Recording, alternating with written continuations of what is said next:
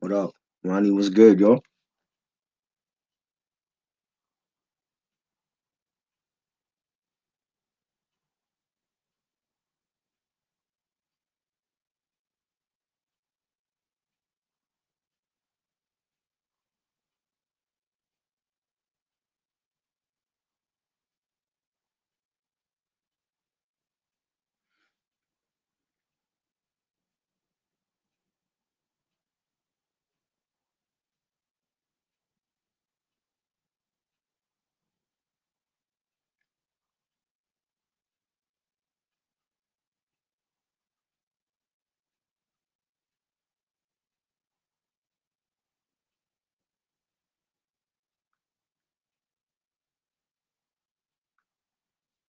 Just waiting for Marquise to get here and some other people.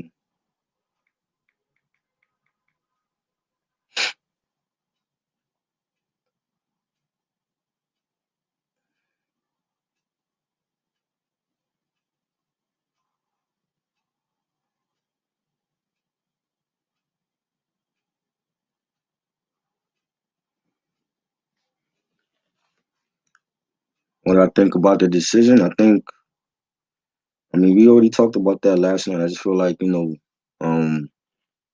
a shame, another black eye for black people in this country. And, it seemed like we can't get no justice ever. It's always the same thing, cop guns one of our people down and we can't get no justice, and I'm tired of it. What up? The homie. What's good, Try? How you doing, man? Chilling, what's good? How's everything? Chilling, man. That's what's up, man. Who's in the comments already talking trash? Ronnie? Ronnie wants to know about the Breonna Taylor decision. What do you think? Oh, I thought I was frozen. Say it again. I'm sorry. I said Ronnie wants to know about the Breonna Taylor decision. What do you think about it? Oh man. You want to start off with some drama? Oh my goodness, man. This is some sad news, man. Yeah. First of all, man, you see the comments, you see social media. Right. It's terrible, man. We're not getting any justice, and this was a clear cut case. Right. If you seems like I'm freezing. Yeah. But this is a clear cut case. I don't know what they was thinking. Mm-hmm. I know what they're thinking. They're thinking Black lives don't matter. You know what I'm saying? And they talk about the wall. The wall got more justice. The wall got more justice than her, man. They're talking about, they could have shot through the wall and injured somebody else. I'm like, what? Seriously? Yeah. Seriously, dog? So yeah, I'm pissed, man. I'm pissed. Pissed. Dude, I've been telling everybody, get your legal arms, listen. Me and my boy, we went around the gun stores. Yo, right. They sold out of ammo. They sold out of mostly their guns. And the guns they got, they don't got no ammo, so you can't get the gun. Why was you gonna get a gun? Right. I'm pissed. What you were saying? I know you don't like it either. I don't. I just was like, I just was saying to myself, like, it's just a shame because like it's another black eye for black people in general, and I'm just tired of it. You know what I'm saying? Like, when will we ever get our justice? It's always when they get gunned, when a cop gets gunned down, they have a big funeral on TV. What about us? When we get gunned down, nobody cares. Yep, you're right. They have like a big salute. It'd be like, and then every year they talk about it. If a cop passed away or something, you know what I mean? Died. You know what I'm saying? So come on, man. Salute. Oh. Marquise, what up? Triborough, what up? Salute, man. Salute. What's going on, brother? Working, man. I'm supposed to be here a little early. Triborough had to hit me up. Yo, it's on. I was like, oh crap, my bad. I apologize, man. After this week is done, I get some damn rest, man. Let's get to it, man. Let's get to it. Let's kill Swizz Beatz right now. You've been up all night with entertainers with the games, man. Doing a good job, man. Bro, and I apologize. I'm there yawning and everything. I'm not even. It's like I'm not. I like the games. I'm just physically tired. You know what I mean? Like you be interested in something that's just like your body is like, yo, bro. And then when I'm about to go to sleep, then I can't go to sleep. So I just gotta wait. No, I understand. But I thank all you guys for coming out. 100%, man. Yeah, no doubt. Every one of you guys for coming out, man. That's what we do. Let me get the mask on because we're about to get angry right now, bro. I don't like this. Watch your mouth on Janet Jackson. I'm not even the biggest Janet Jackson fan, son, but you need to watch your mouth, bro. Why? Because your wife. Listen, when we talk about the chronology of time, when we talk about the great artists or the great entertainers, I'm sorry, Janet Jackson is coming before Alicia Keys. It's like the Mortal Kombat thing. It's like, you know what I mean? You fight Alicia Keys maybe the second level. Janet Jackson, seventh level. You know what I mean? You don't disrespect Janet Jackson. Come on, son. She ain't got no control out. I love Alicia. Look what I had to bring out this for Swizz Beatz, man. I don't bring this out for everybody, but it's my relax sign, man. You gotta relax, man. You gotta relax, man. Sure. You gotta relax. This is I had to take it off the wall. Mm-hmm. This dude gotta relax. Yeah. He gotta relax. Bro, what is this guy talking about? It's one thing if you're trying to beef it up and get her, if Janet Jackson didn't want to do it and you're trying to egg her on, you're joking around. But I'm sorry, bro. And I like Alicia Keys, don't get me wrong. Yeah. But every time I hear Alicia Keys, I'm always like, her voice holds her back. She is not at the upper echelon of singers. I'm not talking about look, she's great on the piano. She probably writes some of the songs here and there. She's a really good entertainer. But we talk about voice, her voice limits her. And a lot of her songs, especially some of these recent songs, they sound the same. Where it's like she's just going through the times. You know what I mean? It don't sound like, you know, Your Secrets. It don't have that umph where you feel that R&B umph. Right. By the way, so did you know she had an album out? No, I didn't until I just saw. It's been out for like 2 weeks. I saw advertising wearing like jeans, and it's called like My Love Looks Better on You or something like, or Love Looks Better on You or something. That's like the lead single or something. The album in the hood went triple wood. Because ain't nobody listen to that joint, dog. Use it as a coaster, dog. I put my beer on it, and it's digital. Come on, son. Come on, son. How is she? Yo. How are you? But you know what though? Alicia Keys didn't say it. But if Swizz Beatz is saying it, I'm thinking Alicia didn't mind him saying that, because Alicia should have came out and, you know, playfully joke with her husband like, "Hey, that's a legend right there, blah blah." Because Alicia Keys, bro, your voice. I'm talking about. Look, I come from the school of the Patti LaBelle's. That's my favorite singer. I think Patti LaBelle is like God level singing, like in terms of female artists. I know people say Aretha, and I know people say Gladys. I think people say Anita, and obviously Whitney Houston. Whitney Houston had the range. Whitney Houston had the disgusting, absurd range, right? She could reach like 4 octaves higher than like the normal human, some crazy crap like that. And then I think Mariah was like 2 times. So they were alien in their ability. But when I'm talking about Patti LaBelle, it feels like Jordan just playing against pickup artists. Like, you know what I mean? Like, you know, Somebody Loves You, Baby. It's like she's toying around with the song. When someone could toy around with the song with her voice, it's like, you know what? Give them a crown, right? And Janet Jackson was never that. Janet Jackson always created cool songs, cool. And I'm not even the biggest Janet Jackson fan, but it's like when I heard her songs, I always have respect for them. And a few of them I like. I'm like, I just quite like this. But to say Alicia Keys, like, bro, like, Alicia Keys also struggles. I'm not talking about voice-wise. She struggles tone-wise sometimes on songs, right? Where it's not, her voice just isn't strong. And she's trying to sound like a singer, but then because she can't reach those octaves, she tries to put a little bit of that hoarse voice in it.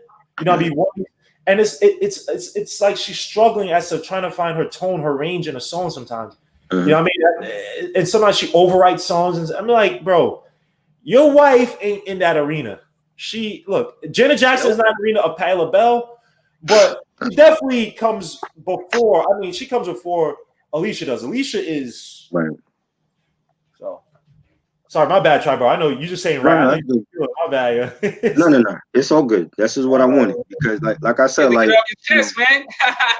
Exactly. Like I'm like, Wow. Is one number one. You're disrespecting Janet, saying that she don't have enough hits for a battle. Then you say you want to put Janet with Missy. That's a mismatch, in my opinion. I think that's a mismatch. I love Missy, but that's the wrong battle for Missy. You want to put Janet with who? Missy? Yeah. What? Yes, that's what he said. That's how the whole conversation started. Wow. So you mean to tell me Missy is better than Janet? That's what you're telling me. That Missy have more hits than Janet, and she would wipe the floor with Janet? And I've seen people say that. And Missy is an entertainer that was able to. Missy is a great entertainer, right? She wasn't the greatest rapper, she wasn't the greatest singer, obviously, but she made extremely entertaining songs. I think if you wanted to create a battle, I would have had, even though I think Busta Rhymes is one of the most underrated, I think he's becoming slowly underrated as time goes on. I know everybody says everybody becomes underrated, but I think him per se, because if you look at his timeline, he held summers down. And I'm not saying he may not had the Jay-Z or DMX summer hit, right? Outside of look your hands with my eyes, put your hands where my eyes can see. Right. But every summer there was a Busta Rhymes hit. Right. And you always felt coming to that. So I think I would have loved to see Busta versus Missy. But he don't want it. He said on the live stream he don't want to battle Missy because for some reason Swizz Beatz thinks that Janet and Busta and Missy have the similar style, and I don't see it. I mean, they had the best videos for the 90s in my opinion, but I don't see their style being the same. Right. You know what I'm saying? I'm like Missy out of all people. Okay, I'm sorry. Out of Mary J. Blige, Mariah Carey, you pick Missy. Like I don't get it. You know what I'm saying? Like I really don't see that battle being a great battle. I think Janet would beat Missy. I don't think, and I've seen people say that Missy is better. I'm like, y'all are bugging. Y'all obviously wasn't around during the Control era and the Rhythm Nation era for people to say that Missy is better than Janet.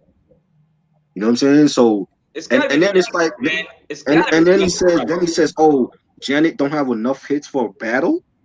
But Alicia Keys all of a sudden has all the hits ever. You know what I'm saying? Alicia Keys has more classics than Janet. I don't see that. I think Swizz Beatz. You want to take it back? You know what I mean? He's sniffing some glue or something. Maybe it's a new house paint or something. Sniffing too much of that. Yeah. He really feeling himself. Too much of that zoom when he be that zoom make you want to do something else, bro, because you talking out of your ass. This is what I don't like about this new generation. But he's not even new generation. Swizz Beatz, he should have an appreciation. But again, y'all the same ones that told me that he was in the studio one time trying to dance like a bee or something. He looked awkward. I forgot who said that. So he probably don't really appreciate the old school. He probably don't really, you know what I mean? It's like you would never hear Ghostface Killer say something crazy, because you know Ghostface loved the oldies. He you know what I mean? It's certain artists, certain people just respect. I'm not saying that there's not enough of them, but for Swizz to say something that's so asinine, I mean, dogs, like, bro, Alicia. I love Alicia Keys, great artist, but she have no Rhythm Nation album. She have no Janet album. She have no Velvet Rope album. She have no All For You album. Look, Janet's discography shits on Alicia Keys' discography. Let's make that clear. You know what I'm saying? Before anybody go crazy in the comments and say, oh, I think you're bugging. Missy is better. Janet is better than Missy and Alicia Keys. I'm saying it here right now. I challenge I dare anybody to challenge. I thought you said Janet's better than who and Alicia Keys? She's better than Missy and Alicia Keys, in my opinion. I can't take that from you. I know she's better than Alicia Keys. I gotta go. I mean, listen, artist-wise, yeah, I agree. Now, if you're talking about entertaining songs, but also remember, the reason why we like a lot of Missy Elliott's songs is not a discredit to her. It's a lot of the production by Timbaland, right? And obviously, Janet has had good production over years, great production over years. But Alicia Keys, I mean, my favorite song of Alicia Keys is "You Don't Know My Name," and that's like I remember that song mostly for the production from Kanye. You know what I mean? I'm not, I listened to that song and that beat to me, well, the sampling, first of all, it wasn't an original beat, it was a sample. Let Me Prove My Love to You. I forgot the artist who made it. But Oscar is a really beautiful song. But it's Let Me Prove My Love to You. Like, I was looking for the sample to that. I was like, yo, Kanye West, man, he found a nice, crazy loop. But again, I'm not listening to that song for Alicia Keys' voice. Like, I'm not looking at like, yo, man, this is her, How Can I Run to You, Whitney Houston type of song. You know what I mean? Like, it's a cool song, but you gotta be humble yourselves, because, bro, Alicia Keys, you're making this music, and the thing about Alicia Keys is sad because she's making music at a time where people don't want to really listen to her type of stuff. They want to listen to WAP. They want to listen to The only thing that may be closer is whatever Beyonce says or whatever Adele may say. You know what I mean? It's unfortunate. A lot of black female artists, especially R&B, is dead for them. You know, unfortunately, I'm not even saying she's whack.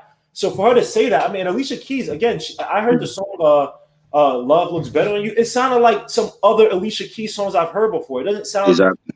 I'm like, this is not special to me. This is not interesting. And funny enough, I think if Janet Jackson came out with another album, she did. I think people would be more interested in that.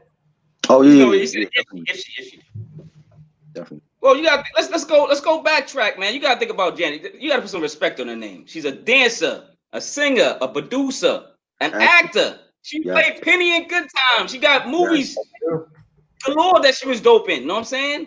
Yo, she was from Gary, Indiana. What's good from Gary, Indiana? Janet Jackson only, the Michael Jackson family. That's it.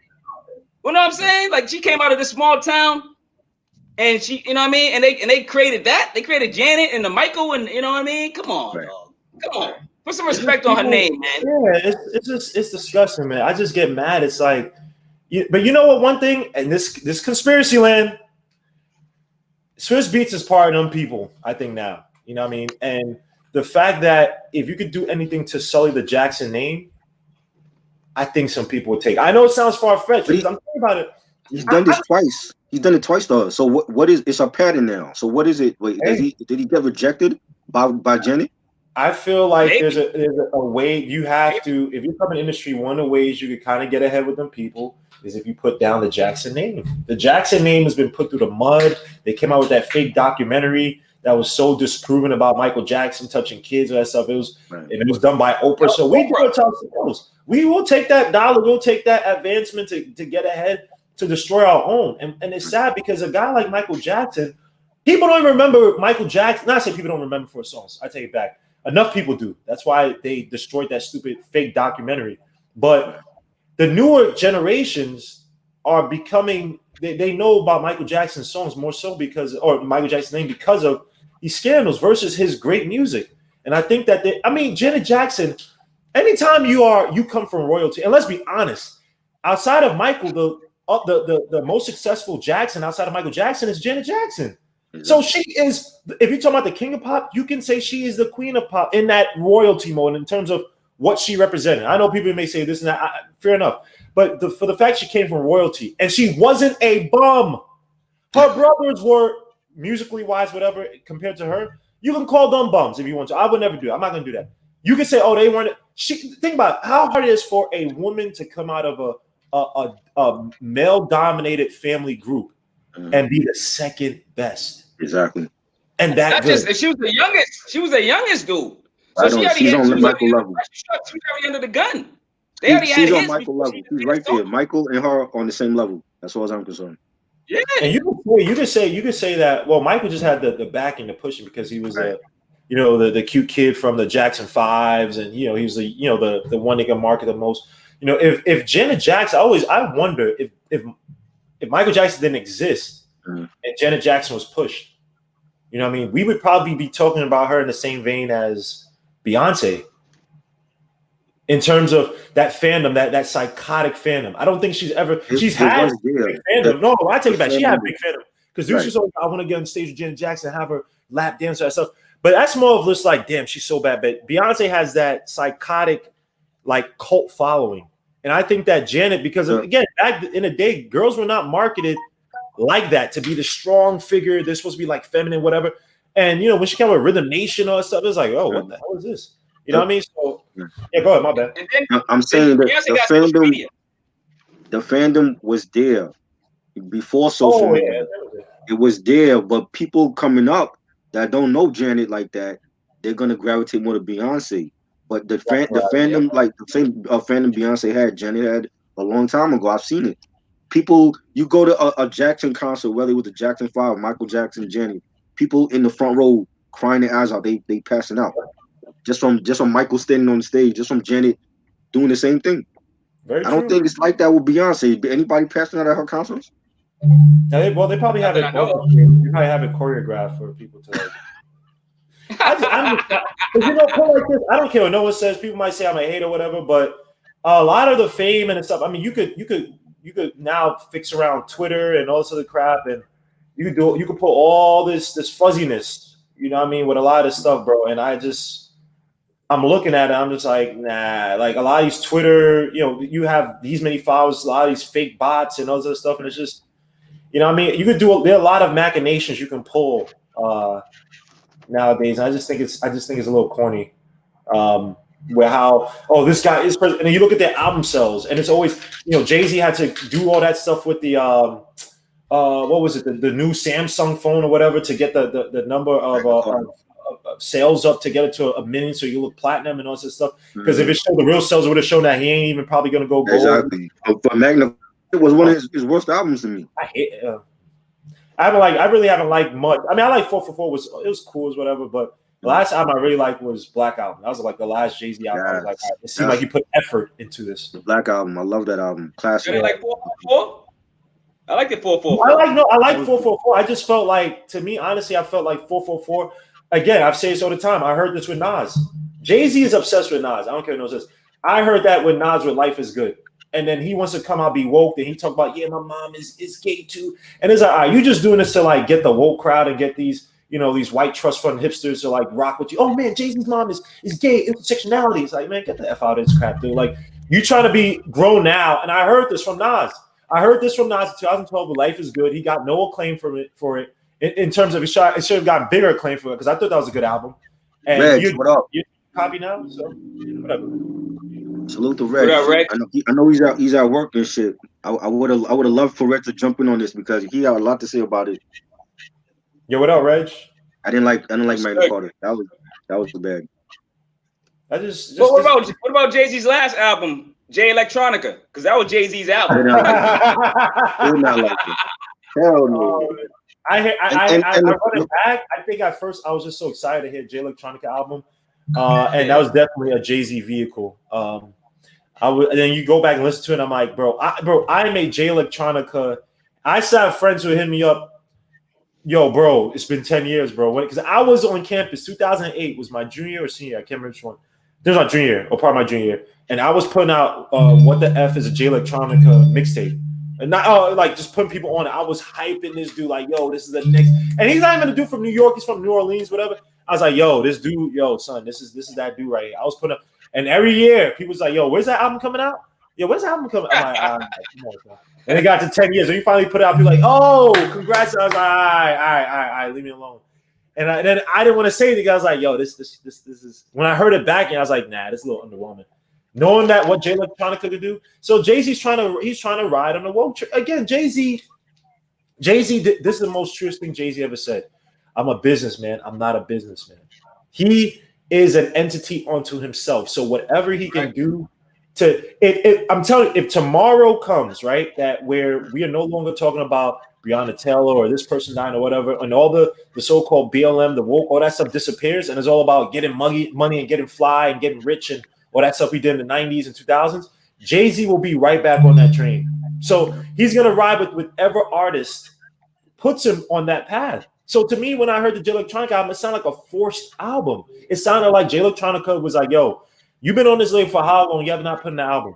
We need something from you or we're going to throw you out because you're sleeping with people from the Rothschilds family, that daughter or whatever. You're doing all this. You're getting us in big trouble. So we need you to put out an album now. And Jay-Z's like, hey, I'll do it. I'll go be woke with you in this, you know. Jay-Z's not a woke artist, or so-called, he's not a conscious artist. So it came out, it's like it felt cheap. It felt like cheap, like polyester. It felt like cheap material. You know what I mean? Like, I don't know. I was disappointed. Man. My bad, try, bro. I just no. I want this. I want this. I'm just blabbering on. Jay-Z just gets me irked, man. Like people think I'm a hater. And it's like I'm not a hater. I used to be and getting back. Listen, I love Jay-Z, but I've spoken to people that love everything he came out. I'm like, everything he came out is not great. He has some shitty albums. The same way Nas got some shitty albums. Let's be honest about that. They do. You know what I'm saying? Right. And getting back to what Marquis said about the album with Jay Electronica, yo, when that album came out, remember the audacity of people to sit there and say like, yo, like that album they were comparing that to Cuban Link with the whole Ghostface. Like, I'm like, yo, bro, who's doing that? Yes. Listen, I've seen comments on Instagram. Yo, I've seen comments when the week that album came out. I did not hear that. When that album came out that week, people were comparing that to Cuban Link because of the Ray and Ghost, chemistry. I'm like, Jay-Z and Jay Electronica don't have that type of chemistry. You know what I'm saying? Ray and Ghost are like really friends. Wow. You know what I'm saying? I'm like, nah, Cuban Link is shits on that album any day of the week. I never heard that, man. That is this goes back to Janet. These kids will sit here, and a lot of them are I'm not trying to be racial. There's a lot of these annoying trust fund hipsters who write for like for mass appeal and don't know what they're talking about. I told you about the chick I met at a bar, and she wrote for mass appeal, and she didn't know what the hell she didn't know ish about rap. And these are the people who they'll sit there and say, and they'll make these comparisons. And these younger kids who aren't listening to the old guys like that, they'll sit and be like, yeah. That's why a guy like Lil Yachty could get on a bus and say he's better than Tupac and Biggie. His album comes out for his generation and it goes double fuck. And they don't sell shit amongst his own people. I'm not talking about us. It doesn't sell amongst his own people. Then he comes about, oh, yo, I'm just joking about this. They don't take the music seriously. They don't take the artistry seriously because their compatriots, their mates are just making music to get money. They're not making music because they love it. And the people who probably really love it, they're either maybe doing production, writing, or they become disillusioned with it. Let's be honest. A guy like EPMD, looking how he looks, and I'm not even itching on him. I'm just saying, look how he looks. You think he can sell now? No. And he's probably one of the most underrated producers in the game because people don't even. Eric Sermon. People don't even look at Eric Sermon like that. But look at that Curtis Mayfield. All these people, I love Curtis Mayfield. Looking at how Curtis Mayfield looks, he would not be able to sell today. Despite the fact that he has one of the richest voices in all of music, one of the best writers in all of music, one of the best musicians in all of music. So that's his generation. They just look at, they look a certain way. They'll get the dude who's nice to write for this dude. And now you have a Drake. Or now you have, I know people in community saying Drake, but now you have somebody who's getting ghostwritten and he's getting all this stuff built up from by the labels. And then when he gets pissed and he starts trying to talk vocal, maybe the trends move away from him. He has 2 more albums to do. Then they shelve him. Then he's, F the industry. Then when you hear him, when he's not with all those top producers, you hear his real music. And it's like, what the hell is this crap? Exactly. So this is this generation. I don't mean to issue on the younger people. I always give them credit. I think your producers, because you can't sample as easily anymore because you have to pay for everything. I think some of the producers, even though many of you guys follow trends, you follow trap, UK grind, or not grime, UK drill and that stuff. You guys fall into those holes. But for the ones who are actually good, I think some of you guys, because you can't sample as much, you guys are going back to understanding music theory, which is a good thing. I give you credit for that.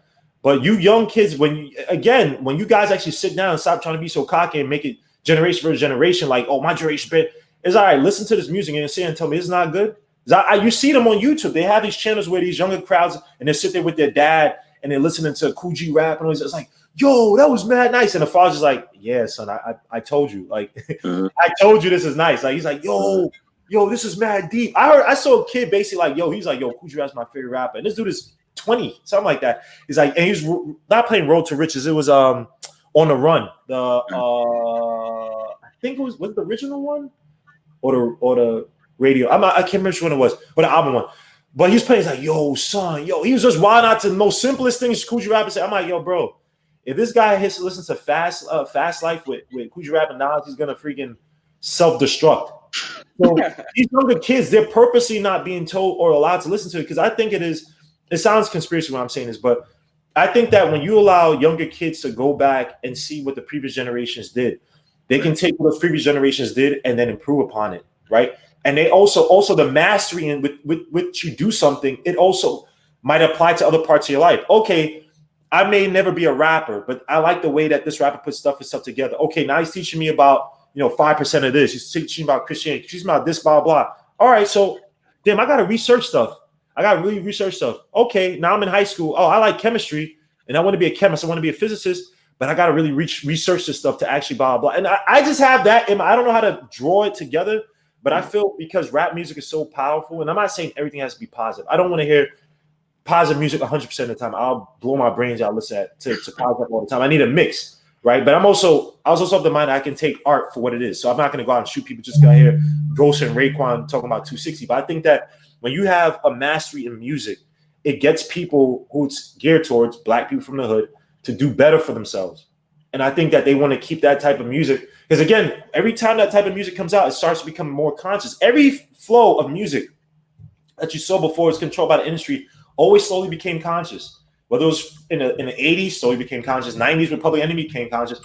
Gangster rap, then they started having Ice Cube, Gorillas in the Mist, they became conscious. It's like they have to try to like reset the cycle. But now they have it controlled where basically if you want to be the Drakes or whatever, they only allow 1 or 2 of those guys, and you have to say a certain type of music. So my bad for going on. My bad. I'm gonna let y'all rock, man. My bad, man. No, I definitely understand, and I agree. Everything I've been saying, I definitely agree with you. Like this, the generation is warped. They're confused right now, and they feel like everybody that's out is better than the the old school. And I tell people like, yo, like, and I blame this on the parents too. A lot of the parents that came up in our era, they forgot about the good music and they listen to whatever their kids listen to.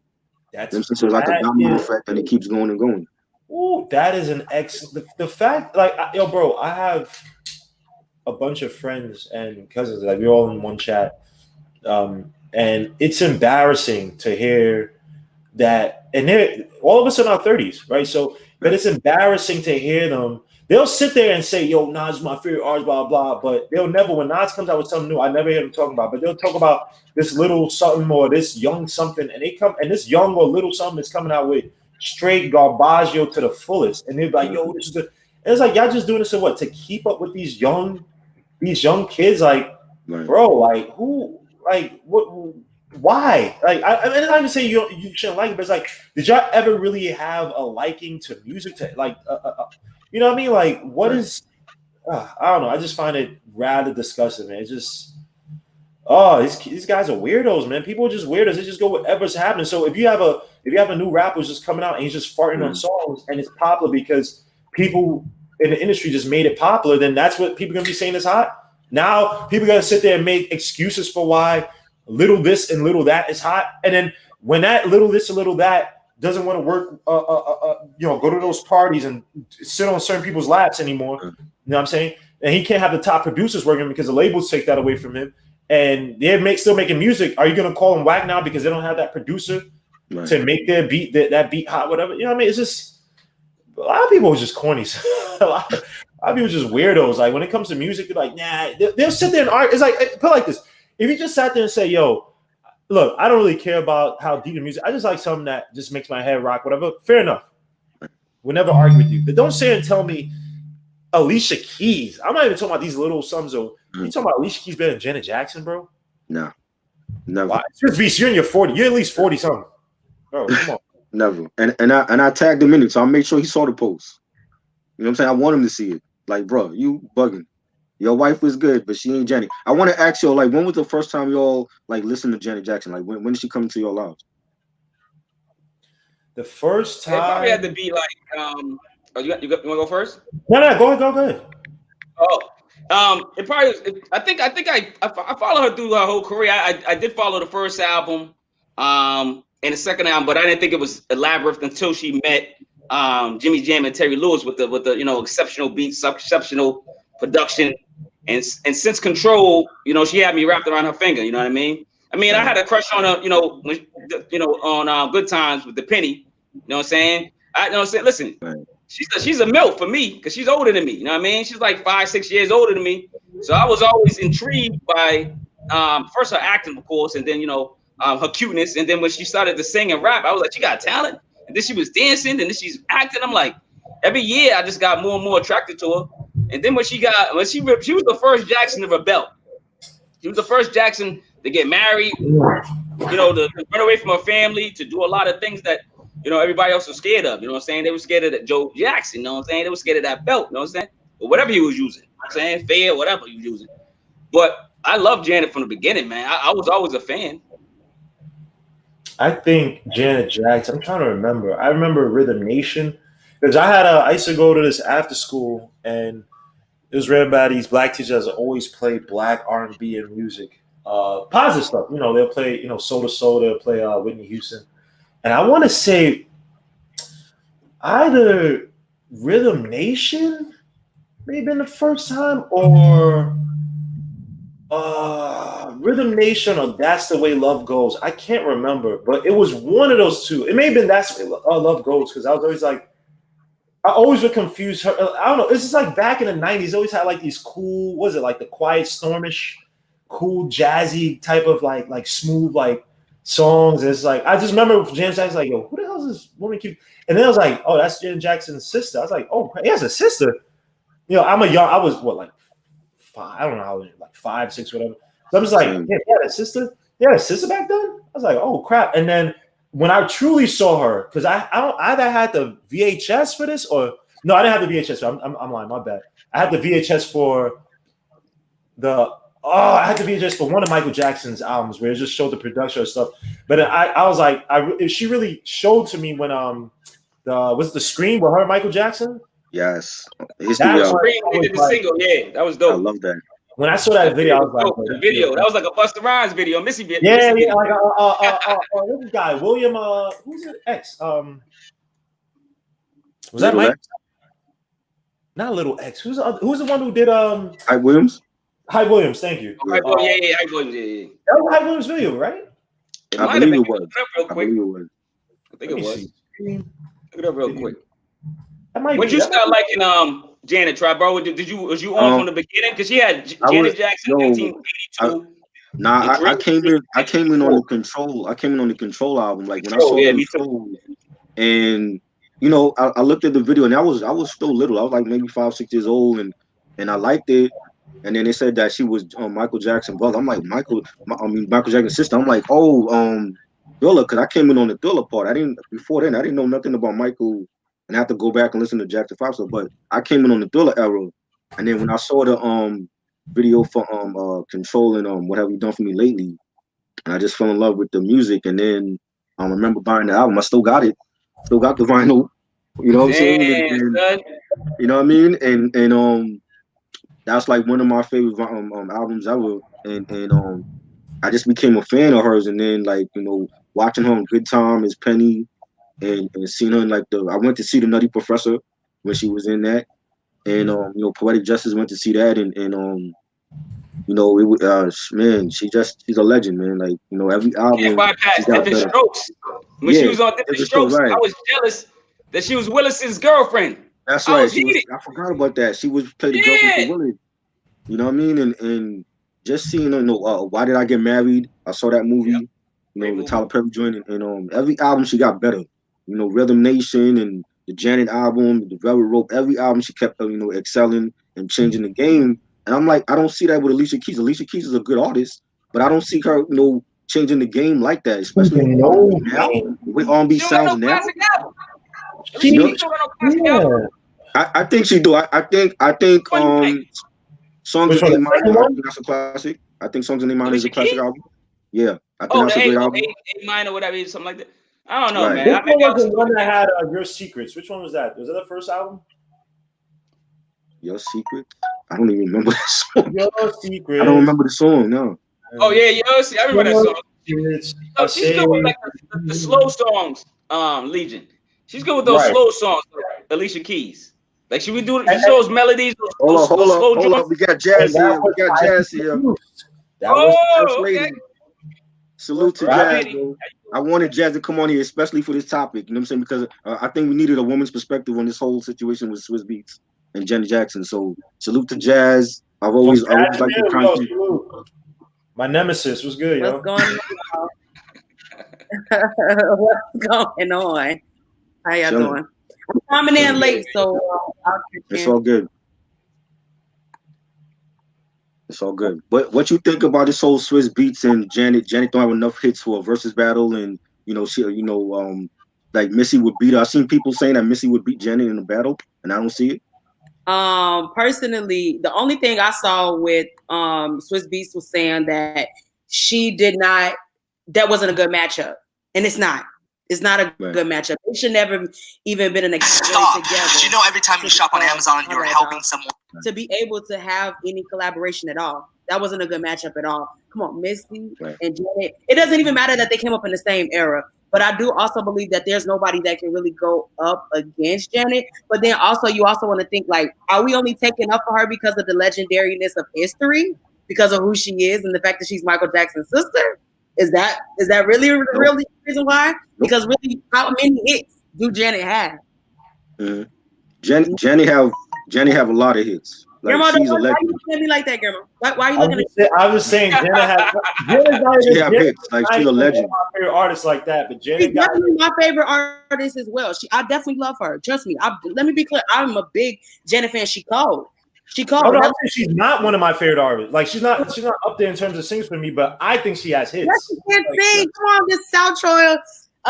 What is it? Permanent. What do you call it? Falsetto voice that she has. Like, you know what I mean? It's cute. But if you want to put her up against anybody, people are like, oh, Janet and Beyonce. And it's like, well, Beyonce's a performer, and then Janet can also put on a show, but I will put B up there because she gonna give a full out show as well. Janet might be a better performer than Beyonce, though. What about Janet Mary J? Mary definitely got more hits than Janet. Mary still makes music to this day. Like that's a hot take. Yeah, no, you think Mary a crusher? All of the people. She still makes music, but to me, I don't think she makes classic music anymore. Who? Mary. To me. What? I mean, okay. I want to ask. What's her last classic album? Not what's now. Her last classic album? Her last classic album when she was singing for Hillary Clinton, and then the chicken song when she was freaking. 2017 and 2016, Mary dropped some hits. Oh, no, I mean like classic album though. What's her last classic album? There's no classic. Who makes classic album now when people focused on streams and downloads? Nobody. Who goes in Walmart today or the record store and buys? I still buy albums. You still buy CDs? You still buy CDs? Yes. If you look at my page, $14.99 iTunes. You can get whatever you want to listen to right on this here device. I like the physical copy. I like to actually feel the CD. No, guys, I will be right back. I have to do the video real quick about the Clutch Points articles, but I will be right back to talk that is. So salute to each and every. I'll be right back. Salute. I definitely buy vinyls. I just thought that's fresh to me, only because it's a classic way to listen to music. Okay, so we can get with that. But as far as still going in Walmart and Best Buy to buy CDs, like who does that? Hey, I still like physical media, like DVDs, Blu-rays, CDs. I love that. I still buy books. We got Hulu, we got Netflix, we got HBO Max, we got all that.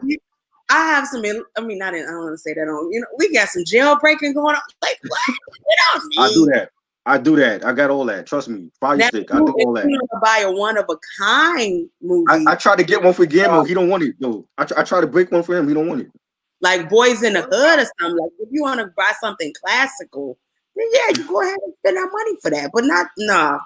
But again, one thing I can say is I totally agree with Swizz Beatz, and I didn't want to tell you that, but I totally agree with him. Wow. Okay. You do? So you feel like Janet don't have enough hits for a versus battle? Janet does not have enough hits for a battle. Wow. Reg, you hear this, bro? Reg, you hear this? Not popular. Where you at, Reg? Not you popular. The name of the albums? That's classic. That's albums, not like songs. Albums. Please. I can start naming them. I'm listening. I will count. Control. For this album alone. She could perform this whole album and still be Alicia Keys. Right. My point is, are they hits? Yeah. What you mean? The Pleasure Principle. What have you done for me lately? Control. Nasty. Jazz, no disrespect. Let's wait a while. I don't do this often. But how old are you? Are you 20? She got a greatest hits. Alicia Keys ain't got no greatest hits album. Alicia Keys definitely doesn't have any hits. She have a greatest hits album. She probably got another one. You know what I'm saying? And all of these on the greatest hits are hits. Like she could definitely wipe the floor with Alicia. Okay. To me. No argument there, but I don't believe that there's 20. 20? Janet got wow. Yo, she bugging. Y'all have to realize when he tried to listen. You guys are talking about who he had her teaming up against. Those are two different people. Those are two different genres of music that you're listening to. Period. I got to get in this chat and see what people were saying. I really do, because I know somebody probably thinks I'm smart. They think you lost your mind, Jazz. Yeah, I think so too, man. I mean, first, again, I don't think. I don't think that. Listen, right, you're talking about who he had her teaming. I'm trying to see what's in this chat. Oh, I'm gonna say what that. What about Mariah Carey against Janet? Vocally, That see, might- that's another thing. might be a That's battle. another thing. Y'all can say hits. That definitely can be. That definitely could be something. Because he said that she could not celebrate her hits with Missy, and that's true. They got two Right. songs together. You know what I'm saying? Mhm. But there's no way that they can actually celebrate. Come on, you talking about somebody that stood in the studio with Timbaland and her mind just goes ballistic. Everything. You know what I'm saying? But when you say Mariah Carey and Janet, I think of vocals, and then I think of hits. I'm a vocal person. And Mariah got her on the, come on, she could sing. Like, but hit wise, You talking about like hit for hit though, hit for hit. Janet will have Mariah. I agree. But But I think that'll be a better battle than Missy. I think Missy is a mismatch for Janet. Yeah, definitely. Missy But y'all threw me up. Y'all threw me up. I said that. No, but I'm saying like a mismatch being that I feel like Missy is better against Busta Rhymes. Busta Rhymes is ducking her because he don't want to battle her. That's what he said. He don't want to battle Missy because he feel like their styles are similar. He don't want to You battle. know what's Yeah, he said that. try? I was holding this one too. Busta Rhymes is a better lyricist, and of course, I can see why you're saying he's up tempo, just like Missy. So they could probably go, have that energy in that room going bananas. Right. But Busta will kill Missy, dog. He got better hits and he got better flow. Nah, I think Missy would give him a battle. No, I think Missy would give him a battle. Definitely kill Busta Missy. Rhymes You think Busta would kill Missy? dude. Wow. That's Going like back that's to group hits. He can play group hits. He can play single hits. Just his solo career. They had like one big hit as leaders in the new school. What do you mean group hit? I'm They just don't got joking a around. group I'm hit. saying no, his Leaders in the solo new hits school, is they didn't insane. have a bunch of hits. They had Case of the PTA, Sob Story. That's it. They didn't have a bunch of hits as a group. They broke up after the second album. It don't matter. He don't even I'm have saying to Busta play Rhymes his is a standout no matter what. I think that'll be a better match between Missy than Janet. Busta would kill Missy, dog. He's not avoiding that. He's being polite. He's being polite. He's not avoiding that. He's being polite. Yes, he's being polite. Yeah. Busta's being polite. He would definitely execute Missy. He's a gentleman. He's a gentleman. Yes. Trying to do my reggae voice for Busta, nigga. He definitely would. Telling you, man. But yo, you got Janet stats? I know you got Janet stats. Try. Yeah. She got moving too slow. 11 American Music Award that she won. 11 Billboard Awards. 16 Billboard Year-End #1 awards. 5 Grammy Awards. She have 9 Guinness World Records. 5 MTV Awards. 2 MTV European Awards. 13 Soul Train Music Awards, and that's not even counting all the nominations she ever got nominated for. You got a lot. Sound like hits to me. Got a lot. Okay, where's Missy? Missy, I gotta check Missy's stats. You didn't pull Missy's down. Do you know Missy stats by heart, Jazz? You're a huge fan of Missy? I love Missy. I definitely do. She creative as hell. Like, she's really dope. I love Missy. I'm not taking that from her. She's dope. Okay. I thought we were downplaying Missy. Like, why would y'all No, not at all. We're not downplaying Missy. I think she's just a different artist. She's like in her own category. You know what I mean? Like she's an all around artist. Like she's like in her own field. You know what I mean? Different. Yeah. There's not. You don't get that creative. You don't get creative like that anymore. Like at all. Let me see. As far as Billboard ain't even showing. Missy got 2 American Music Awards, 11 BET Awards, 4 Grammys, 8 Mobile Awards, 15 MTV Video Music Awards, 4 Soul Train Awards, and 3 Teen Choice Awards. Dang, what a Grammys at? She got 4 Grammys. Okay, that's good. We can work with that. No, I love Missy. I think Missy picked up the torch after Lauren went away and had kids and all that. I definitely feel like Missy is a Hall of Famer. I just feel like the matchup against Missy and Janet is a mismatch because Missy is not a certified singer like Janet was. Like Missy, she combined singing and rapping. She can hit a couple tunes though. Yes, definitely. But I mean, I don't look at Missy as like a full-fledged singer like Janet though. That's what I'm saying. Okay, yeah. That makes sense. No, I totally agree, but I definitely feel like that was the wrong mix-up. I also feel like that should never even been thought of, and I don't feel like Swizz should have been slandered for it. And I'm a fan of Swizz, but that's not. But he did it twice though. He did it twice. It's a pattern now. It's one time. One time's an accident. But if you throw shade at Janet twice, then something's going on. And she threw shade at him on Instagram. She don't do that. Yeah, she's quiet. Okay, yeah, I heard about that too. I heard about Jade. But here's the kicker. How y'all know if maybe Swizz Beatz probably shot his shot back in the day, and she gave Jermaine Dupri the shot, but didn't give it to him, and maybe he was maybe reacting from. But he married with kids. I don't. He may be reacting from in your feelings over another woman. You married with kids with Alicia. I don't mean nothing. You see how she came into play. We ain't gonna talk about that though. I ain't gonna say no drama. I knew you was. Yo, Janet's so private. We haven't seen her kid yet. She got a 3-year-old son. Right. Really? It's private, oh, man. Yeah. Billionaire. Right. Yeah, but here's another thing. They live so low profile. You gotta realize the family that they came from. Like that's what they known to do. Like, of course, we ain't never seen their kids. I wouldn't want nobody.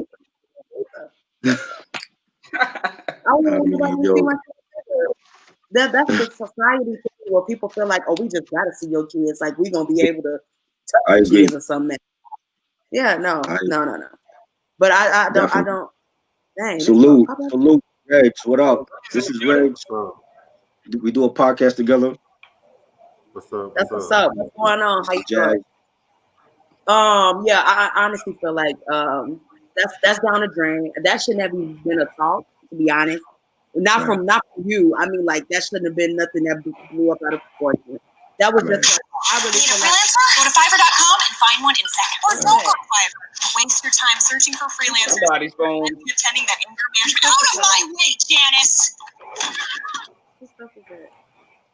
Whose phone is that? Somebody's TV or something. I don't know. I thought I was y'all. Nah, not me. He's quiet in my house. I closed my stuff down. I closed it down. I honestly feel like it should never been nothing that been blown out of proportion. Another thing is that I feel like, are we just defending? I don't want to be shady, but are we just defending because she's one of the Jacksons? No. Like, no, is that's not what it is. Like, nope. I know y'all say she got the hits, but it's just like, are we just really defending this because?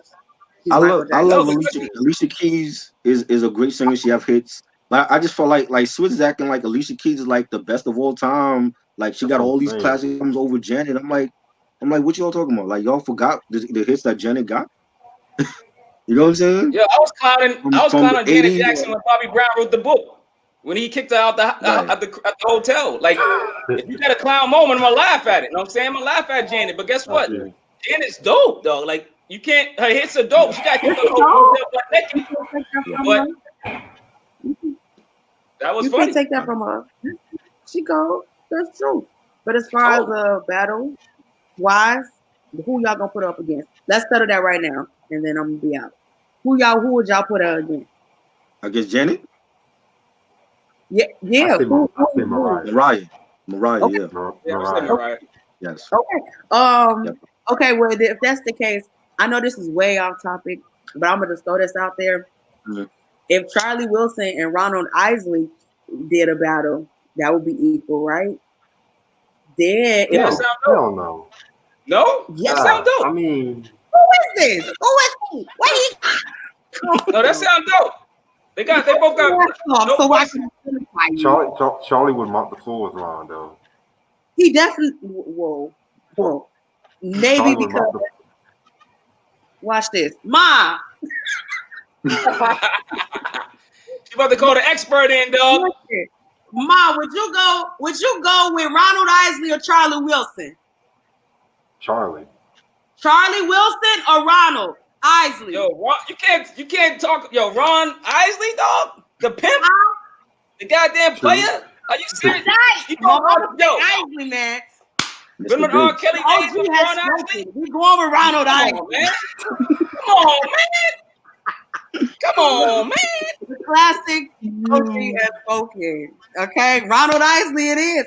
And then if you want to be technical, you can pull the Gap band, and then you can also. Yep. They right, my mama. See, you can pull the Gap band, and then you can also go ahead and pull the Isley Brothers and have them do a battle too. That will be a watch. Right. You're gonna do the thing. Okay. That's why if this is gonna be right for Apple Music, they gotta. They right now they just throwing people up there. When we were first watching this, we was excited to watch this. Now when we watch it, it's just like, oh, okay, you know what I'm saying? Like Brandy and Monica, that was a watch. Right. You know what I'm saying? Simply because they are legends and they have beef, so that mix. But now, since they got to deal with Apple Music, it's just like, okay, let's just throw this person in and throw that person. So then Swizz got slandered because he gave his opinion. He's right. We shouldn't just be matching people up because that's what it turned into. We're just matching people up just to get a show so we can get the views and then Mo can get that cash check. That's it. At the end of the day, it's all about the check. They just did Patti LaBelle and Gladys Knight. Phenomenal, amazing. Yeah. But it'd be too much talking. It just needs to be a lot more structure. Because, you know, after a while, when black folk get comfortable with doing something, then they get lazy, then they get sloppy, and then we start doing just anything. Especially once the money come into play. Oh, they was preaching, boy. I didn't think they was ever gonna get to the battle. It was like 20 minutes before it was 20 minutes before they played the song, their first song, though. I'm like, yo, what the hell is going on in this show? You talking about Patti LaBelle and Gladys Knight? I love it. Yeah. Patti LaBelle and Gladys Knight? Yeah. Yeah, that was classic.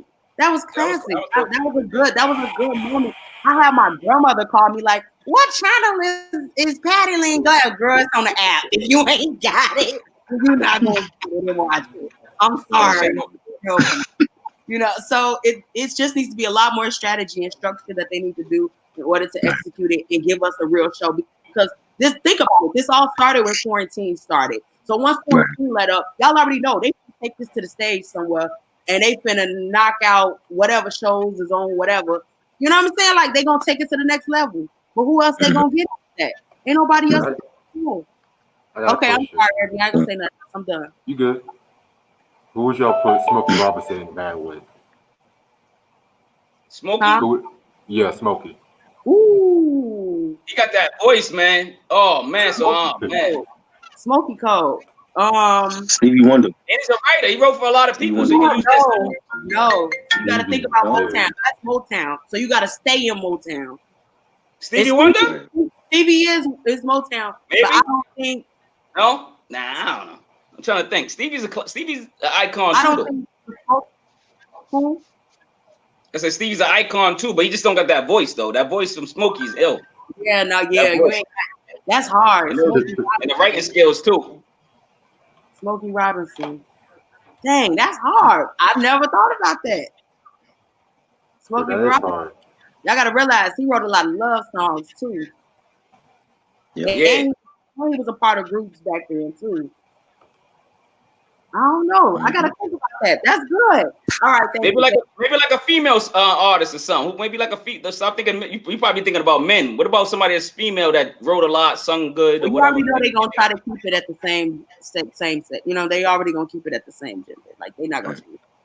They're not gonna put a female up against with a male. They would never. They did that with Alicia Keys and John Legend. Yeah. Oh yeah, that's right. Yeah. I wasn't speak by that, so I kind of turned that off after a while. His favorite singer. Yeah.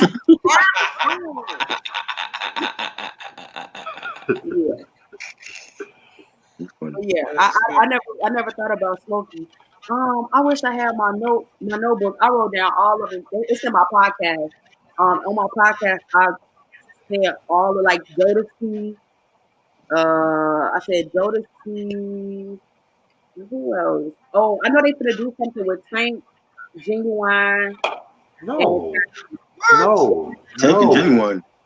Huh? Oh Lord. Tank and Genuine? They finna do something with Genuine and Tyrese. They finna write Tank it right. Tank it right. No. Take it right. No. Tank it right, but Tank got hit. You know, does he have a lot of hits? Nope. I gotta look. I don't think he got to watch it. I'm not watching that one. Got 20 hits like that. I'm not watching that one, yo. Red said he ain't watching it. I'm definitely watching it.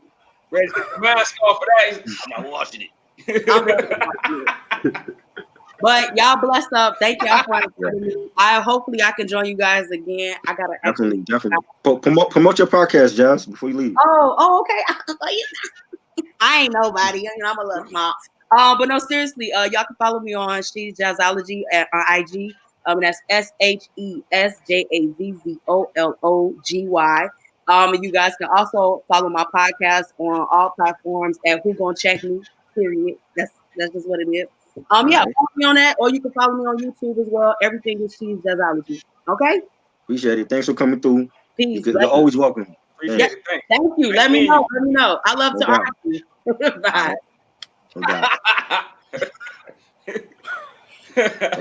What up, Wacker? Yes. Hey, yes. What's your opinion, man? I'm glad Reg brought that up because we're doing the whole Motown month. We almost finished with that. We did like 6 albums this whole month, and we're doing the Motown 25th special. Yeah. So that's been great, man. It's been great to go back to these albums and listen to real R&B. You know. Y'all just doing Motown, right? Y'all not gonna do. I'm trying to think. The Whispers wasn't on Motown, right? The Whispers. No, they were on Solar. Okay. They was on Solar. Yeah, Solar. Okay. Yeah, it's just like for this month. That's not a bad idea, though. That's not a bad idea. Okay. Solar too. Yeah. What up? There's some good groups on there, man. Kristen, what up? Wacky, what up? Yeah. You know what I'm saying? That's all Reg's idea, just doing all the Motown stuff. And I'm glad that he did it because a lot of stuff I totally haven't listened to. Like, I never listened to Smokey Robinson album until we started doing this. So I'm like, yo, I'm way behind on Smokey stuff. Oh, I love Smokey. When you bring that up, I'm like, damn. That was a hard one, man. Because I'm like, yo, Smokey's insane, yo. And that was a good album too. The Quiet Storm album was good. Yeah, that was a good album. I enjoyed it. Yo, try. You should check out the Smokey's Family Robinson album too. Okay, I'm gonna check that out. Dog, he wrote for Motown. He wrote for every artist in Motown. He made Motown. It's over. It's over. He made it. I saw the documentary, the Motown documentary. That was good. Shit. Definitely. Chilling, Wacko, what up? So what's your opinion, Reg? You saying about Janet? Yeah, I wanted to ask Reg, like, how did you get into I don't know if we talked about it. How did you like first listen to Janet? Hold on, Walker. I'm gonna move right quick, but all right.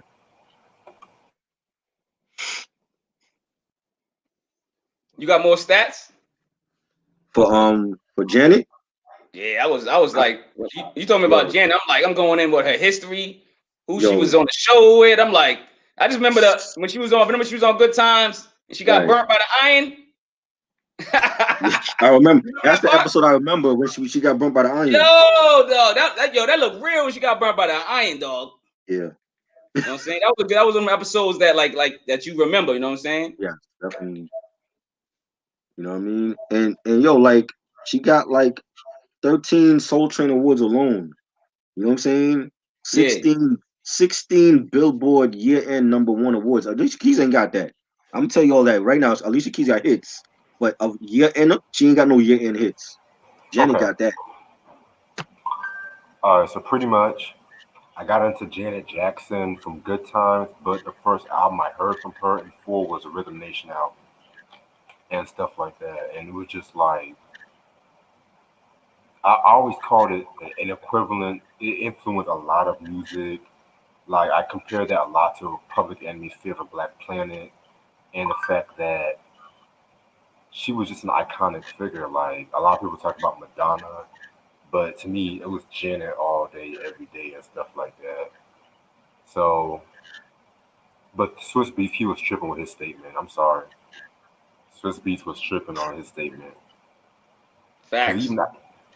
Because even if he says Janet Jackson Missy can be different people and stuff like that, Janet had a rock song in the charts that she composed herself. Black Cat, right? Black Cat, yes. Yep, I love that song. Mm-hmm. Janet written and produced too. A classic album. Alicia Keys ain't got no Rhythm Nation album. I'm sorry, Alicia Keys. I love you, but you ain't fucking with Janet when it comes to this album. Bro, there's a lot of. They got like what, 4 or 5 classic albums? I mean, yes. And I got all of them. I got all of them. Come on. You know what I mean? As far as I'm concerned, Janet never put out another album. I got all her classic albums, so I'm good. Shit. There's a lot of Alicia Keys shade here and shit. I'm just saying, yo, and I tagged them in the post, Reg. I made sure Swizz is gonna see this shit. I tagged them. I ain't playing. Yo, I tagged them too. I tagged them on Twitter. I tagged them on Instagram. I tagged them on. I tried to tag them on Facebook. I had to make my page public just to do that. I'm like, okay, it's one of those times when I'm making my page public so you can see this shit. How do you do that anyway? No. How you do that anyway? Huh? Make your page public? Mm-hmm. It was on just like when you go to the settings, like on Instagram, it's like a private button. You could switch it on and off. I don't make my page public. I used to, but I made it public with this shit. I'm like, yeah, you gonna see this shit, big nose, because you bugging if you think Alicia Keys is better than Janet. You know what I'm saying? A Swizz Beatz as a producer fell off. You know what I'm saying? I'm like, you ain't have a hit since on to the next one, bro. That was 2009. Yo, with that big nose, you think he can smell his own bullshit? He can't smell his own bullshit, dog. That fucking stuff of love in his nose. It's once as an accent, but when you throw in shit at Janet twice, that's a pattern now. There's something going on with it. You know what I mean? Oh, number 2 pencil looking ass nigga. You know what I mean? I'm like, come on. You ain't have a kid as a producer in like a decade. Like, what are you talking about? It had to be some music shade, right? It had to be something like it has to be. That's what I'm thinking. That's not making sense. Maybe the Jackson family. Right. And the fact that Janet made a post about it, she don't do that for nobody. So she was hurt by that. Oh yeah. You know what I mean? I'm like, nah, man. Come on, man. This real, yo. It's real. That artsy bullshit he did for Lost Tapes 2 with giving Nas that crap, that was garbage. All that artsy shit he was doing, get off of that. I want to hear vintage Rough Riders Swizz Beatz production, especially if DMX is coming out with a new album. I don't want to hear no artsy-fartsy production from Swizz on that shit. You know what I'm saying? DMX got to get that gritty Rough Riders sound from 98. Yep. Otherwise, it's going to flop. Oh, because they working on the album. Is he working on the whole album, DMX's album? Yeah. Is he the main producer? That's the impression I'm getting. I don't know if there's any others involved, but the impression I'm getting is he's doing DMX new album. He better not be the main producer, man. Unless they coming out with a double album and he's doing one side or something. Because, dog, I mean, I think because like if you listen to DMX on the Locks joint, right? He still got it in a sense, but he still sound like back in the day DMX. Know what I'm saying? Mm-hmm. So like you said, he got to come with those back in the day Swizz Beatz. Yes, that's grimy and gritty. Right. You know what I'm saying? To make them sound kind of the same, or still dope. Like you remember like Swizz was the main producer for him, and he had like P Killer, he had Dame Grease, he had DJ Shock. But I want to hear Swizz Beatz, vintage Swizz Beatz on the DMX album. I don't want to hear that artsy shit. That shit he gave to Lost Tapes 2. That shit was garbage, yo. That was like some artsy ambiance type of beat. I'm like, come on, man, that's not Swizz Beatz. Wait, did Swizz Beatz just come out with a single? Was it with Jay-Z? No, that was somebody else. Who just came out with a single? I didn't like that. And I love Pharrell. I love the Neptunes. I don't like that song though. I don't know what the hell that was, but yeah, that was whack. That's why I'm just thinking about whack stuff, and I started thinking about that. Pharrell is still bringing out bangers though. Swizz ain't. You know what I'm saying? So, I'm like, nah, man. Swizz, man, that's dude. We gotta check his fever. We gotta see if he got COVID, dog. You gotta have COVID. You're not about to sit here and say that Alicia Keys is the best of all time and she got more hits than Janet. That's crazy. Dude, listen, dog, when you told me about you doing this, man, Luke, dude, I freaking went crazy, man. I'm not playing around. I got Janet's stats. What year she was on? I want to ask you what's your favorite Janet album? I'm gonna have to go with let's see which one I like better. I'm gonna go with, you know what? I'm gonna go with Control. And then Rhythm Nation. Okay. I thought Control was dope. I thought Control was really, really. That got it in the bag. That got it there. You know what I mean? Right. How you ranking her albums? Like you put in Control first, and then Rhythm Nation. Where's the other albums go? I put Control first, Rhythm Nation, and then I liked it. What's it? Velvet Rope. Yeah. And then I liked it, Janet.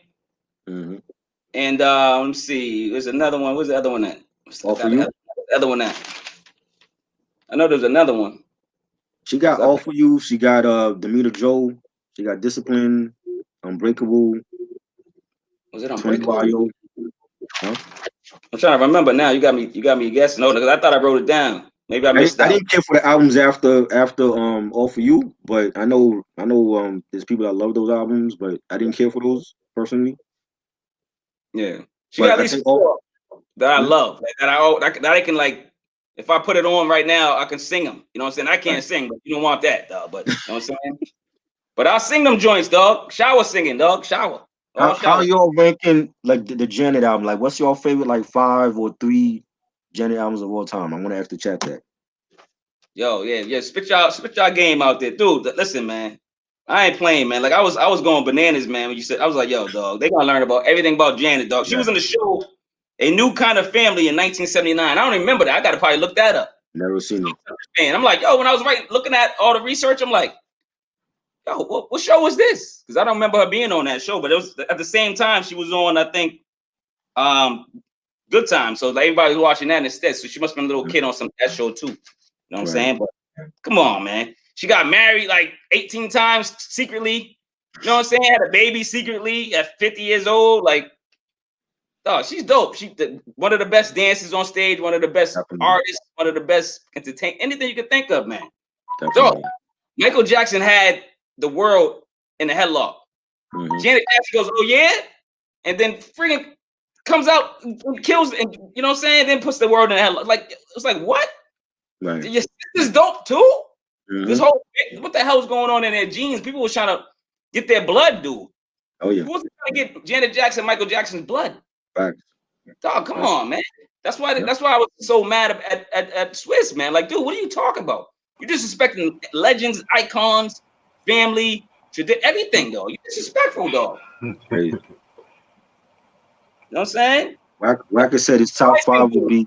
That's the light skin dude. He had a light skin moment. He had a light skin moment.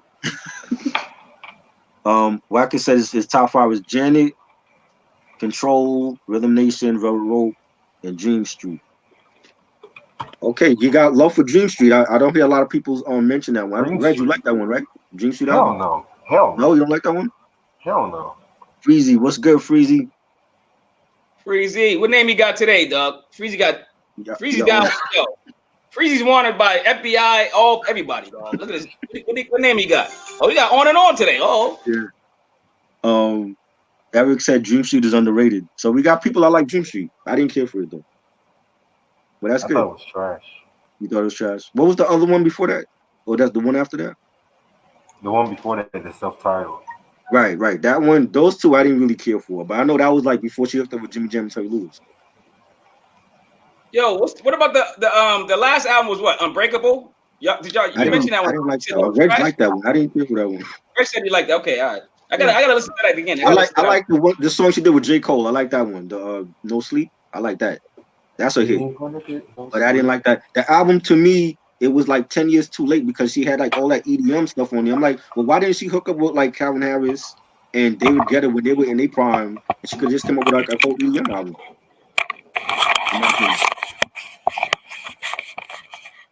Yo, we ain't talking about the nip slip yet. The nip slip.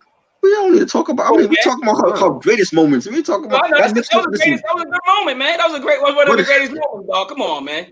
The nip slip at the Super Bowl, and then the disrespect of Justin Timberlake, whatever his name, whatever his name, corny dude, corny.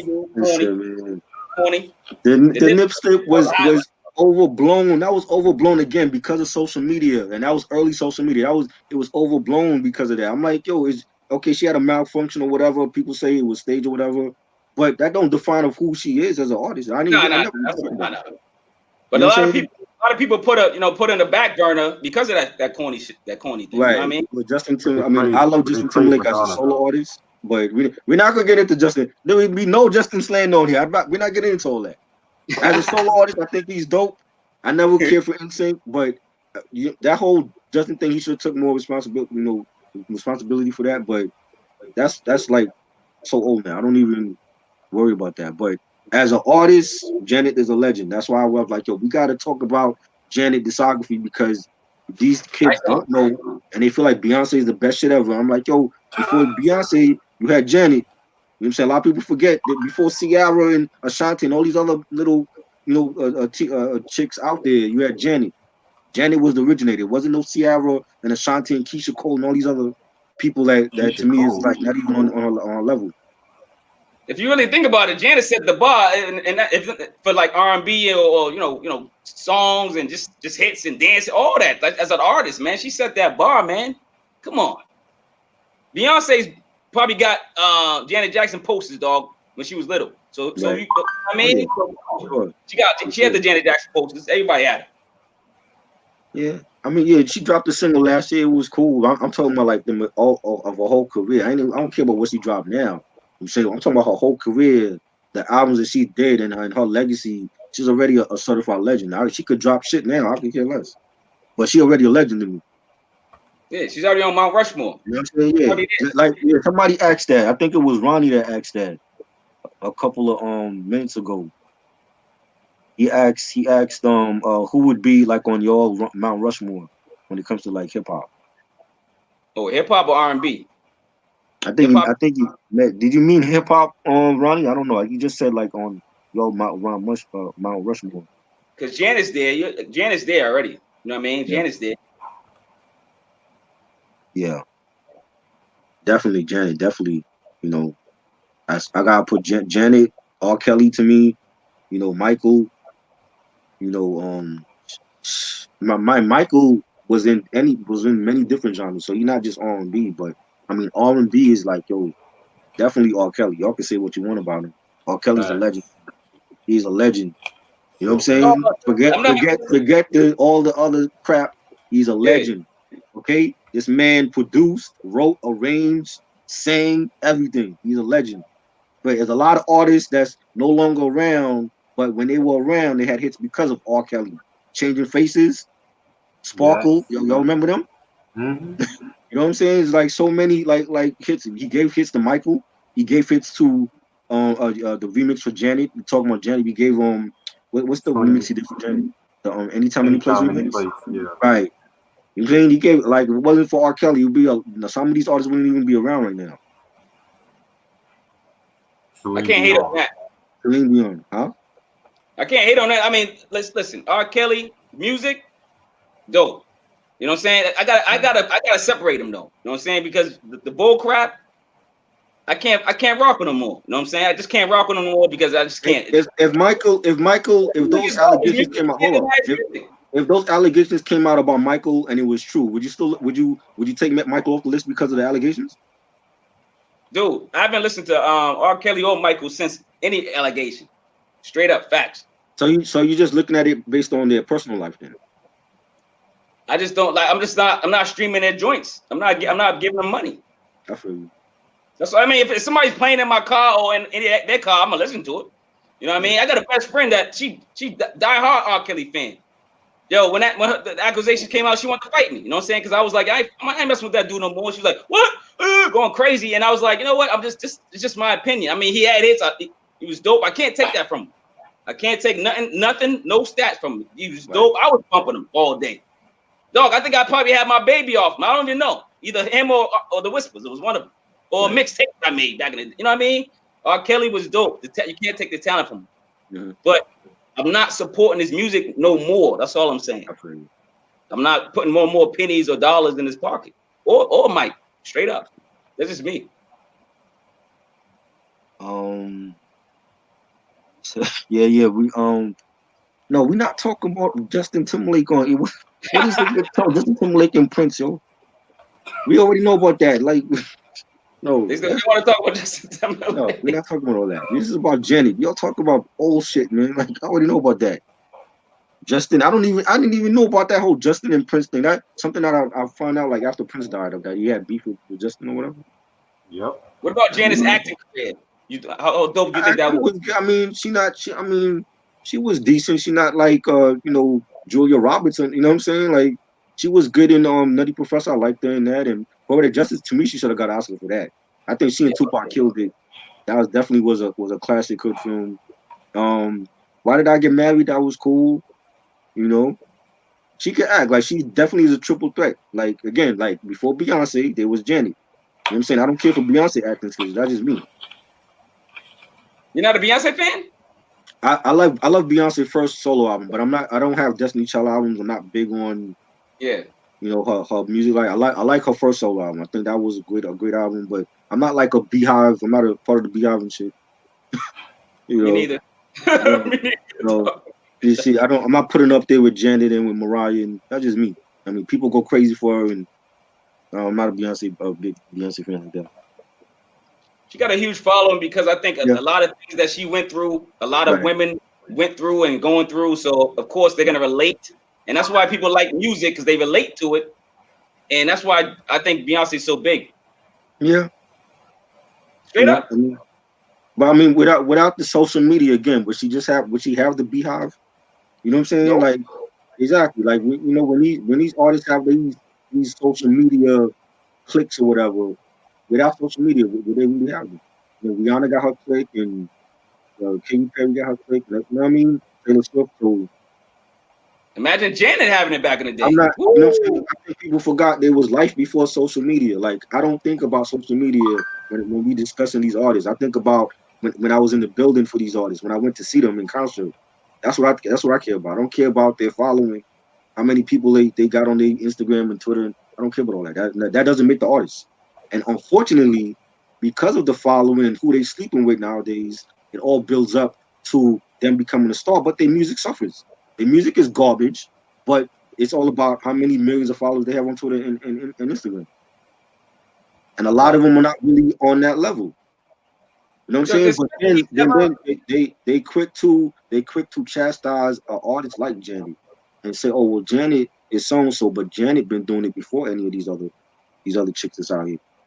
That's the respect y'all need to be given, not to Beyonce and Ciara and all these other people. Got Freezy coming in here. Did Swizz Beatz ever say who Janet should battle? Freezy, what up, bro? Salute. Hey, what's up? What's up, Freezy? On? Uncle Freezy! Fellas, what's the deal?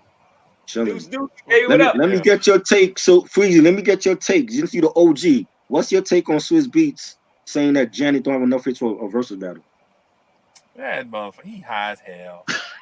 He high as hell. Hey, Freezy. Zoom. He's right, that's what I'm saying. That's what I'm saying. My man must be, his chick must have told him to say that.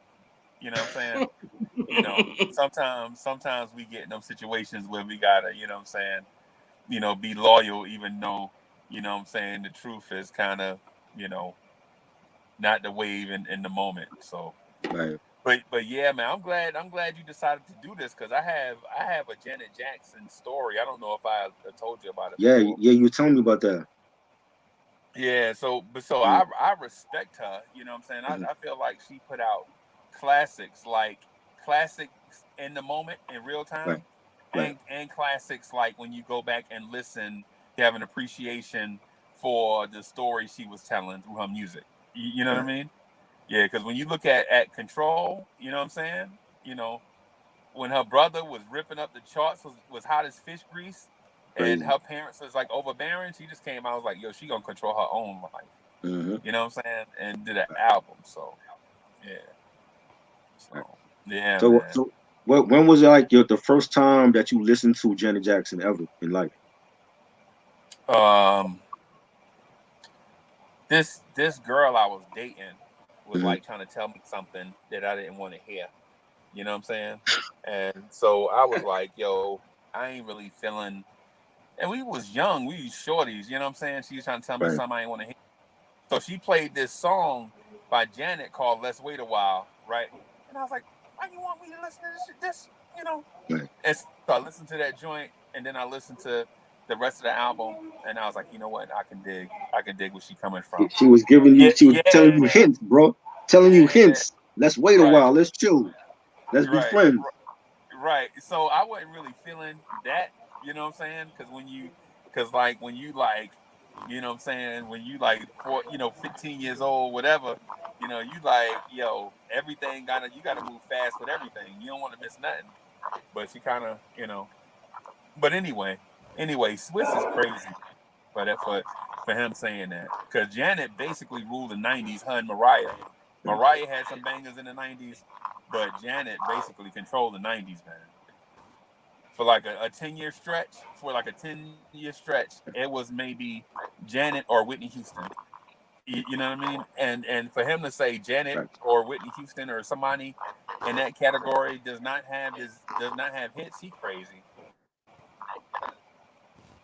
What's up? Yeah, what's up? Hey, Breezy. It's funny that you said that story about the girl playing you that record. You remember? I know you remember how we used to like play music to get our point across because we didn't know how to say we love somebody or bring a message to somebody. We would play music or pick on a mixtape. Right. That's what she was doing. She was like trying to tell moving too fast. You know.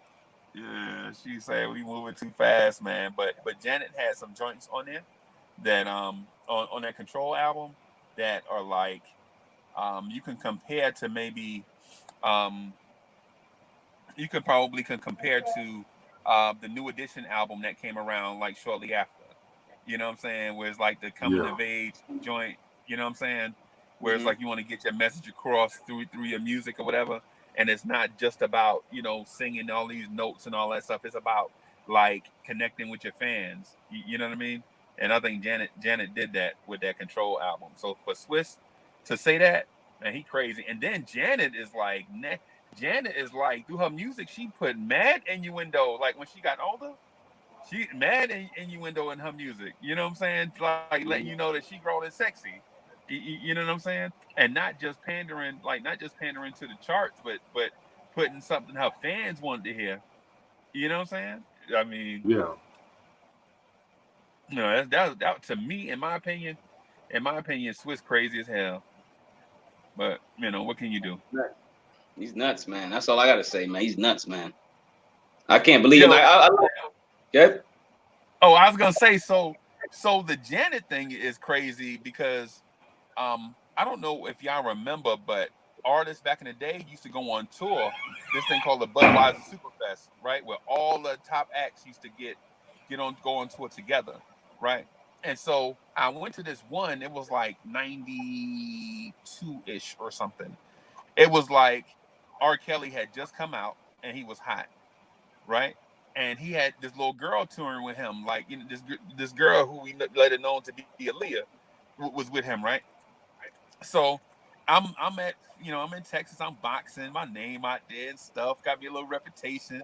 The little chicks is like wanting to get with Uncle Freezy, at least in my mind. This is what I'm putting out. You know what I'm saying?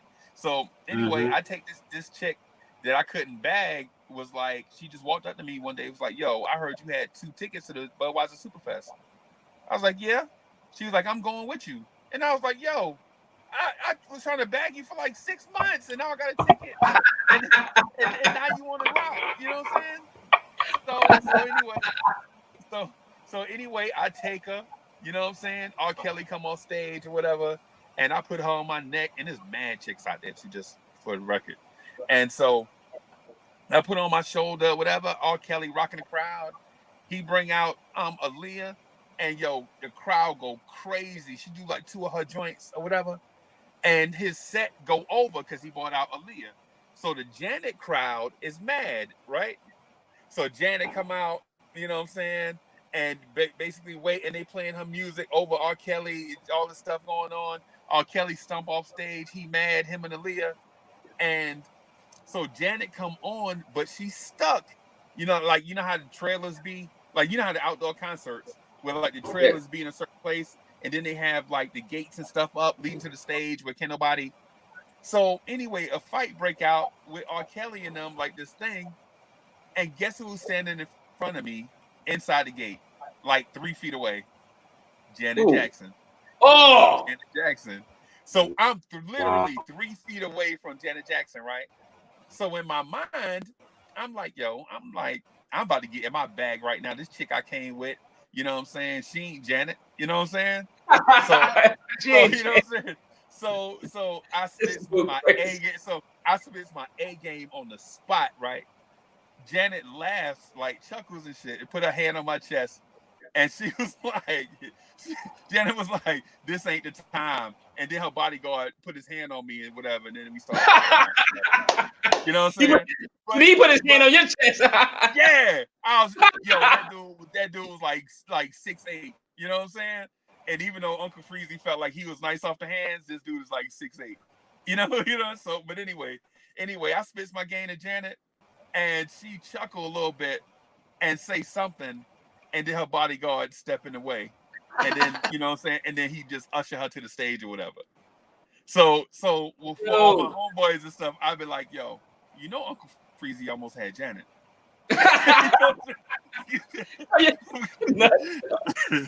Yeah, man. That's my little Janet. That's my little Janet joint, man. I was about 3 feet. Shot your shot. I had to shoot my shot, dog. It's once. You had to. You had to. This once in a lifetime, dog. But she laughed. I know whatever it is I said probably made her laugh or whatever.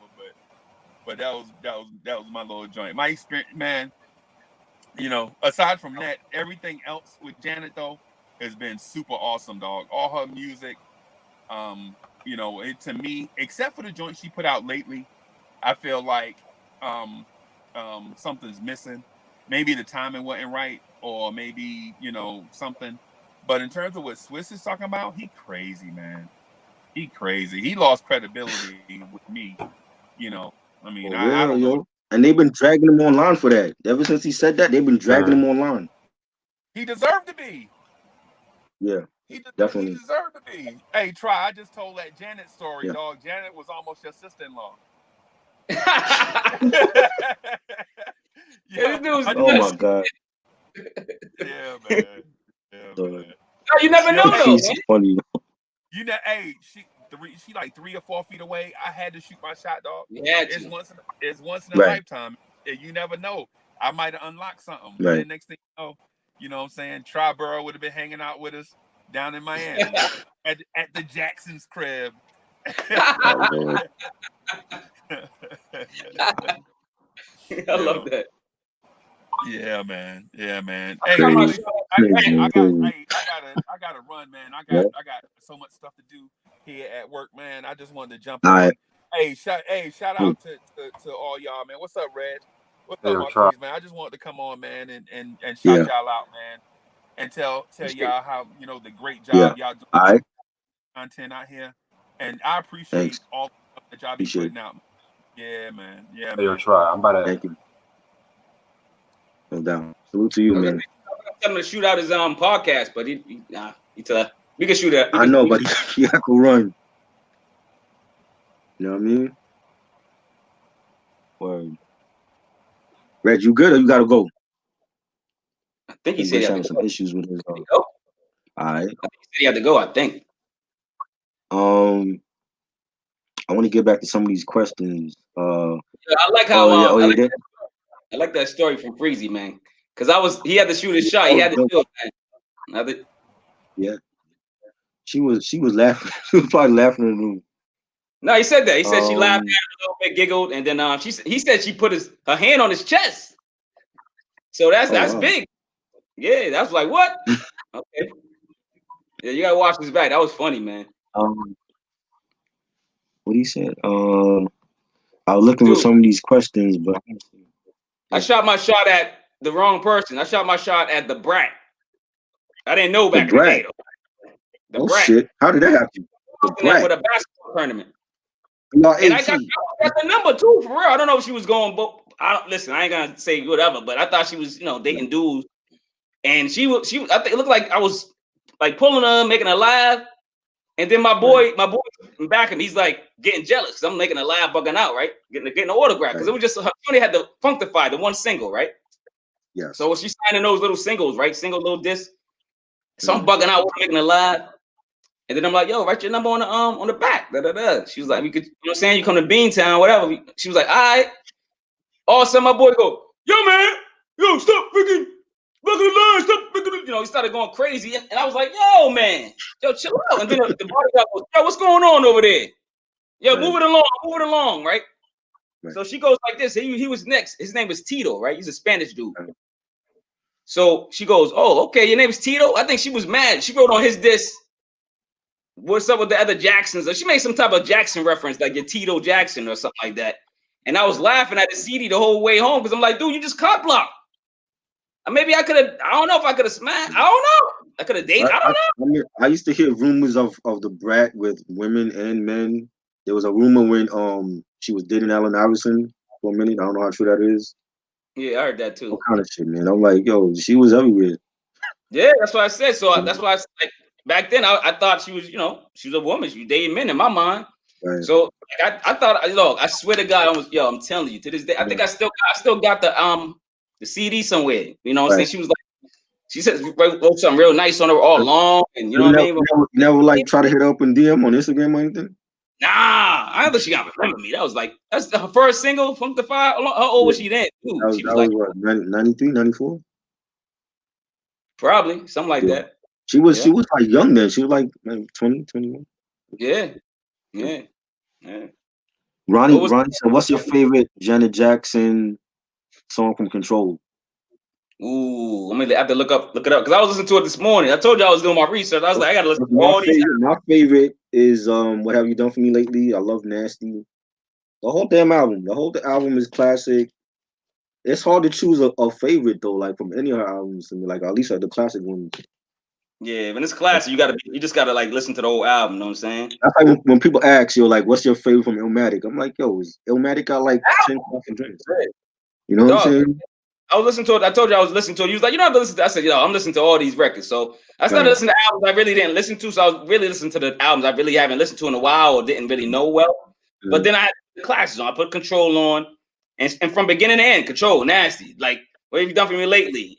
Like, Pleasant Principle. Like, it was just like like it was just I couldn't stop. Mm-hmm. I'm in a house getting ready for work, right? Rocking, killing it. Like I said, that album from beginning to end. There's no skipping track. You know what I mean? It's only 9 tracks. Mm-hmm. That's what the albums was. Michael Jackson was 9. Purple Rain was 9. You know, there's a lot of albums we covered. I think the I want to say one of the albums we covered last week was like 8 tracks. I'm like, yo, that's what the albums was back then. But they were still longer. So the songs were like 3.5, 4 minutes, maybe 5 minutes long. Right. So what's that? 4 times 9. You know what I mean? It was long. It was longer. It was like almost 45 minutes, 50 minutes, an hour. Kristen asks, do you consider Control the first New Jack Swing album? I don't think it's New Jack Swing. Nah. That's a good question, but nah. Bobby Brown, the Don't Be Cruel was New Jack Swing. I don't think Janet had a New Jack Swing album. That wasn't her lane. That wasn't the Jimmy and Terry didn't do New Jack Swing, so that wasn't. Yeah. They did. Nah. She did mostly like who was that? I think Reggie. Somebody was saying that I think who was one of them? Somebody, I don't know if it was the Jazz. Somebody was saying that she did what she wanted. Right. You know, she was like she was the first artist kind of like that, talked about topics that were relevant. Right. She took that dare. She dared to take that risk. She risked a career with songs about politics, women. Mm-hmm. She's the first. She's the first friggin' she's the first. She's like the leader. She's the one. Right. She's the friggin' and she's still relevant. Yep.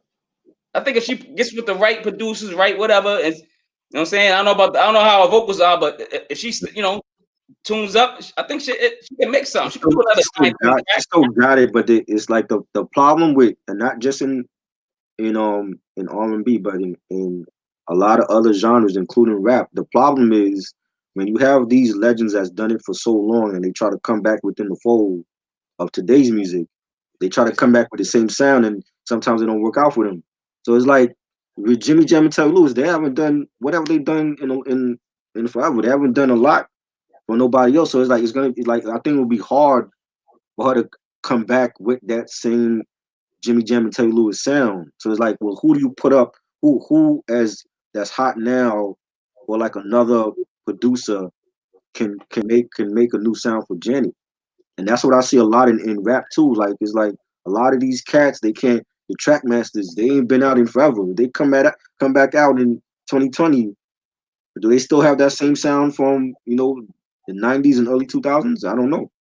What about The Dream? The Dream with Janet? Well, even with The Dream, what's the last joint he did? He's not he's not. I don't think he's a good front runner. Like he's a good singer and type whatever. I think he writes well, and just like Tank writes well. Right. So maybe she could work with Tank. And like, you know what I mean? I don't know about like, does Tank produce? I think he produces too, right? I'm not familiar with Tank, so I never cared for his stuff. His stuff never hit with me, but I know a lot of people love him. So he wrote Jamie Foxx's album and all his hits. All right, Jamie Foxx was there. He had his little buzz. Yeah, Tank wrote all that. All that. Yo, Ronnie Stanley. Yo, this dude just talked about one of my favorite songsters, Sade. Yeah. Who would you put Sade? Well, they talked about putting Anita Baker against Sade. Anita Baker is retired now, so I don't know if she's gonna do it. Sade, and that's my two favorite females. Oh my God, you can't do that to me, man. My head would explode in the versus battle. I believe it. Sade? I believe it. Dude, I had the 45 records. 45. Dude, I'm old, dog. I have 45 records, dog. Come on. Out of all female R&B singers in the 80s, which one of them is the biggest legend of R&B? That's a good question. R&B? Mm-hmm.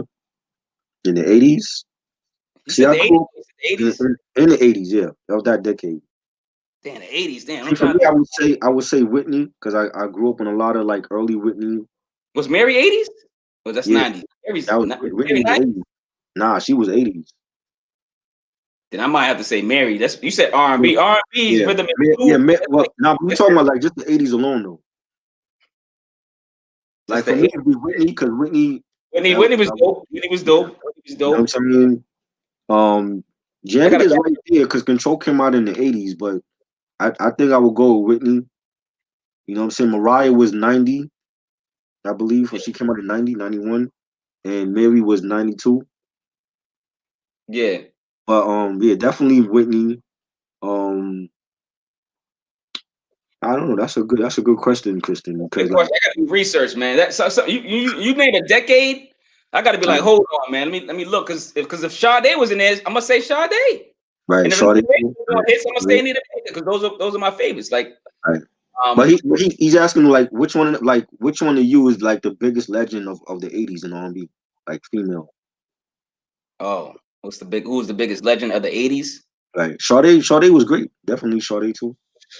Sade. It's like, I know disrespect. Like Sade, most of her songs kind of sounded like, but they were just all dope no matter what. It was like it's like she was singing on one song, but it was all long. Like it was just one track. But her voice, man. Right, yeah. Her voice was amazing, dude. Definitely. When the last time she put something out? Huh? When was the last time she put something out, Sade? 2010, Soldier Love, 2009, 2010. I want to say that's like her last album. I know they said she was working on some new stuff, but it hasn't dropped yet. Your Love Is King, dog. Yo, man. Yes. Love Is King.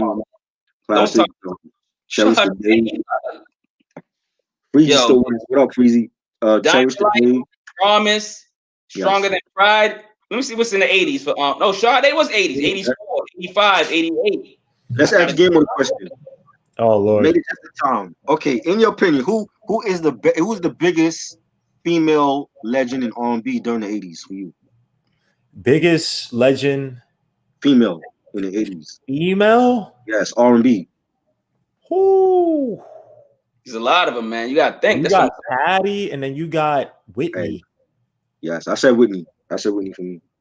Because Patty was like what, early mid 80s, and then Whitney was definitely late 80s. But when did Patty become solo from LaBelle? That was 80s?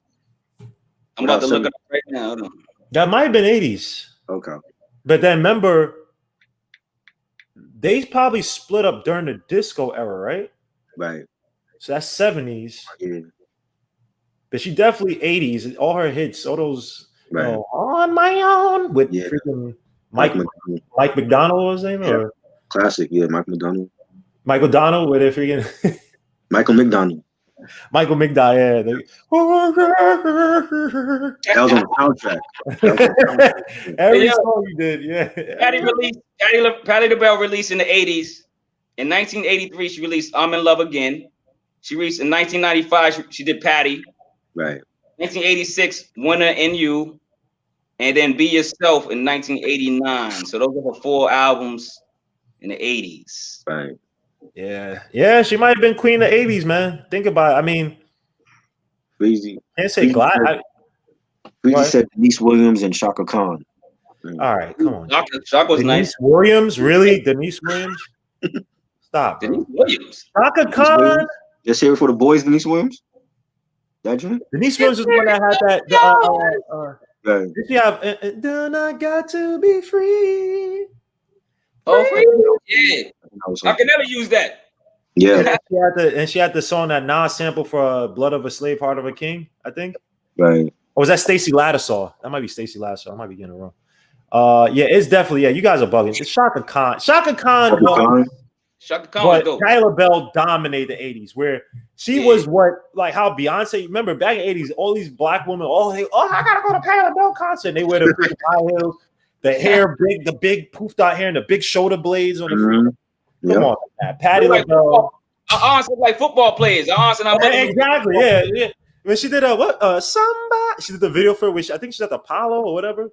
Right. She's singing on stage, they're throwing the flowers and hit the beat. It's like, what the hell? I love it. Don't get me wrong, I love the cheesiness of it, but come on, man. But Whitney, it has to be Patty. I think Patty for the 80s. Definitely for the 80s. Y'all saying Sade? I was saying Sade. No, not Sade, really? Not queen of the 80s, bro. 86, 87, 89.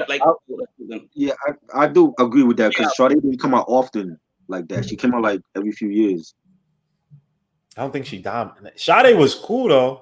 She wasn't dominating the charts, but she was like underground. She was like the underground, like R&B artist that everybody was talking about. That type of, you know what I mean? Right. Yeah. So who's queen of the 90s though? The 90s? Ooh. Female, I don't know. That it's between Mariah and Mary J for me. Because Mary J, that was like the first concert I went to was Mary J in 92. So I've always put Mary right there. Mariah definitely had a run. Now Janet was still doing it. She came out with the Janet album in 93. She had Velvet Rope in I think 97, 98 was Velvet Rope. She you know what I'm saying? Like Janet was right there too. Whitney was still doing it with the Bodyguard soundtrack. And she had Shoop from the Waiting to Exhale. That was like 95. I don't know, but for me, it's between Mary and Mariah. It's got to be Mary, dog. Because Mary came out in 92. It wasn't 80. Right. She came out in 92 with the 4. Oh, Mary. And then 94 My Life. Then My Life came out. Yes. Mary J. Blige might be queen of the 90s. Share My World, 97. Oh, shit. Underrated album. Underrated. Your Child? No. Oh, that song, Your Child, was my. Yes. Love that. Ooh. And the remix with Ghostface. Ghostface on the remix of that. You got to check that out. She had a remix. It's a remix because original was tough, bro. I love it. The remix with Ghostface. He killed it. I think Ray's on that too. What? Yeah, Mary J. And my favorite one. That was a classic. Her first definitely. My favorite Mary J. Blige song because they used to play on High 97 all the time, and they used to play the remix with Smith and Wesson. Sweet Memory. That beat. First of all, salute to one of the most underrated dudes of all time, Isaac Hayes, because he has it with a sample from his song. Definitely. Now I'm losing a sample in my head. I'll get a sample right now. But he's the one that created that song that had the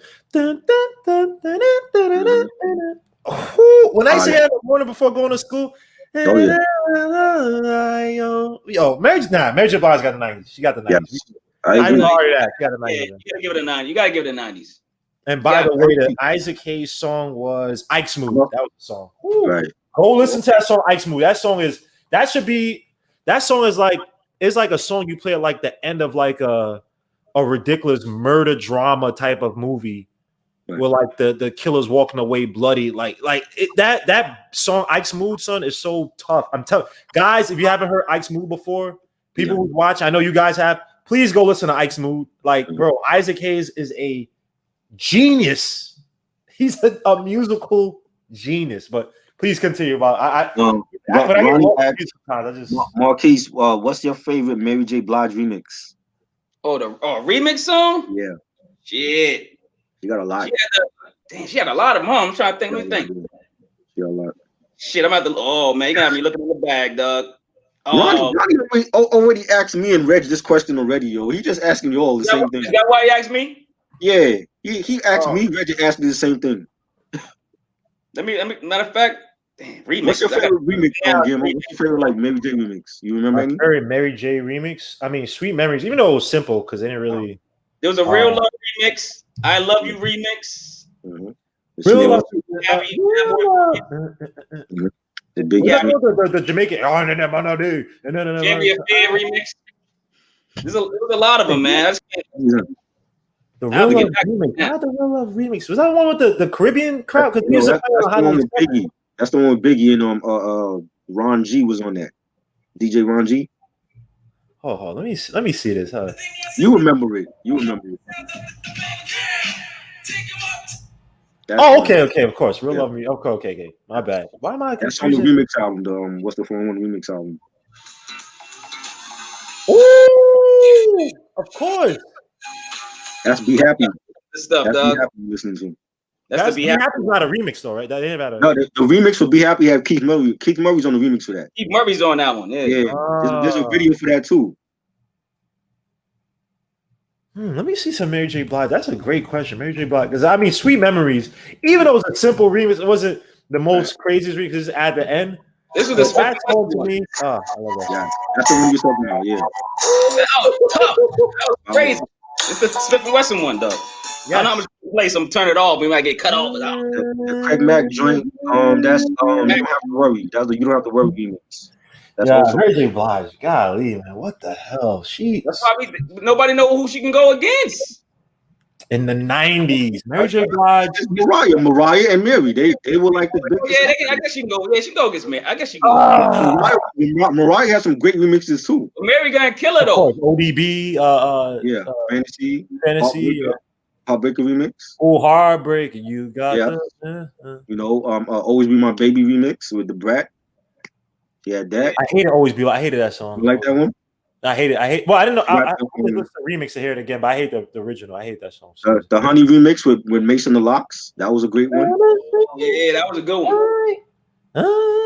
You know what I didn't like about It gotta be Mariah. Mm-hmm. What's the name? I'm about to say Mary. Carrie jumped on the bandwagon a lot. So whoever was hot was a rapper that was hot. Then they was on a remix or a song with her. She always jumped on. I agree. Like who putting out an album? Yes. Who's hot? Oh, Mace. Definitely. Let me get Mace. You know what I'm saying? You notice that? Yep. So you call her the female Drake? Yeah, that's messed up, bro. Yeah, man. Nah, but and Marquis don't give a damn. Okay, that's too much. You know what I'm saying? She did it too much. You think Mary J. Blige did that too much though?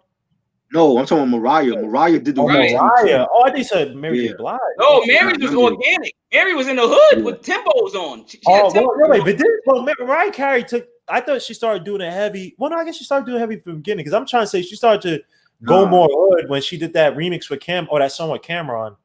No, Mariah. Yeah, Mariah. No, when Mariah started doing remixes, she was already on like her fourth album. Like it was her first album. Then she had Emotions, and then Music Box. And then when she came up with Daydream, Daydream album, she did the Fantasy remix. That's from the Daydream album. That was 95. That's when she started doing the remix. That was after she left Tommy Mottola. That's when she started on this whole remix craze or whatever. Yeah, okay. That's a great point. That's a great point. So she was trying to come back to because I remember Mariah Carey had this crazy image switch. Because I remember Mariah Carey growing up. I don't know what the hell she was. I thought she was like a white chick who had some type of Spanish or something in her. And she would have the long curly hair with the jeans and the black jacket.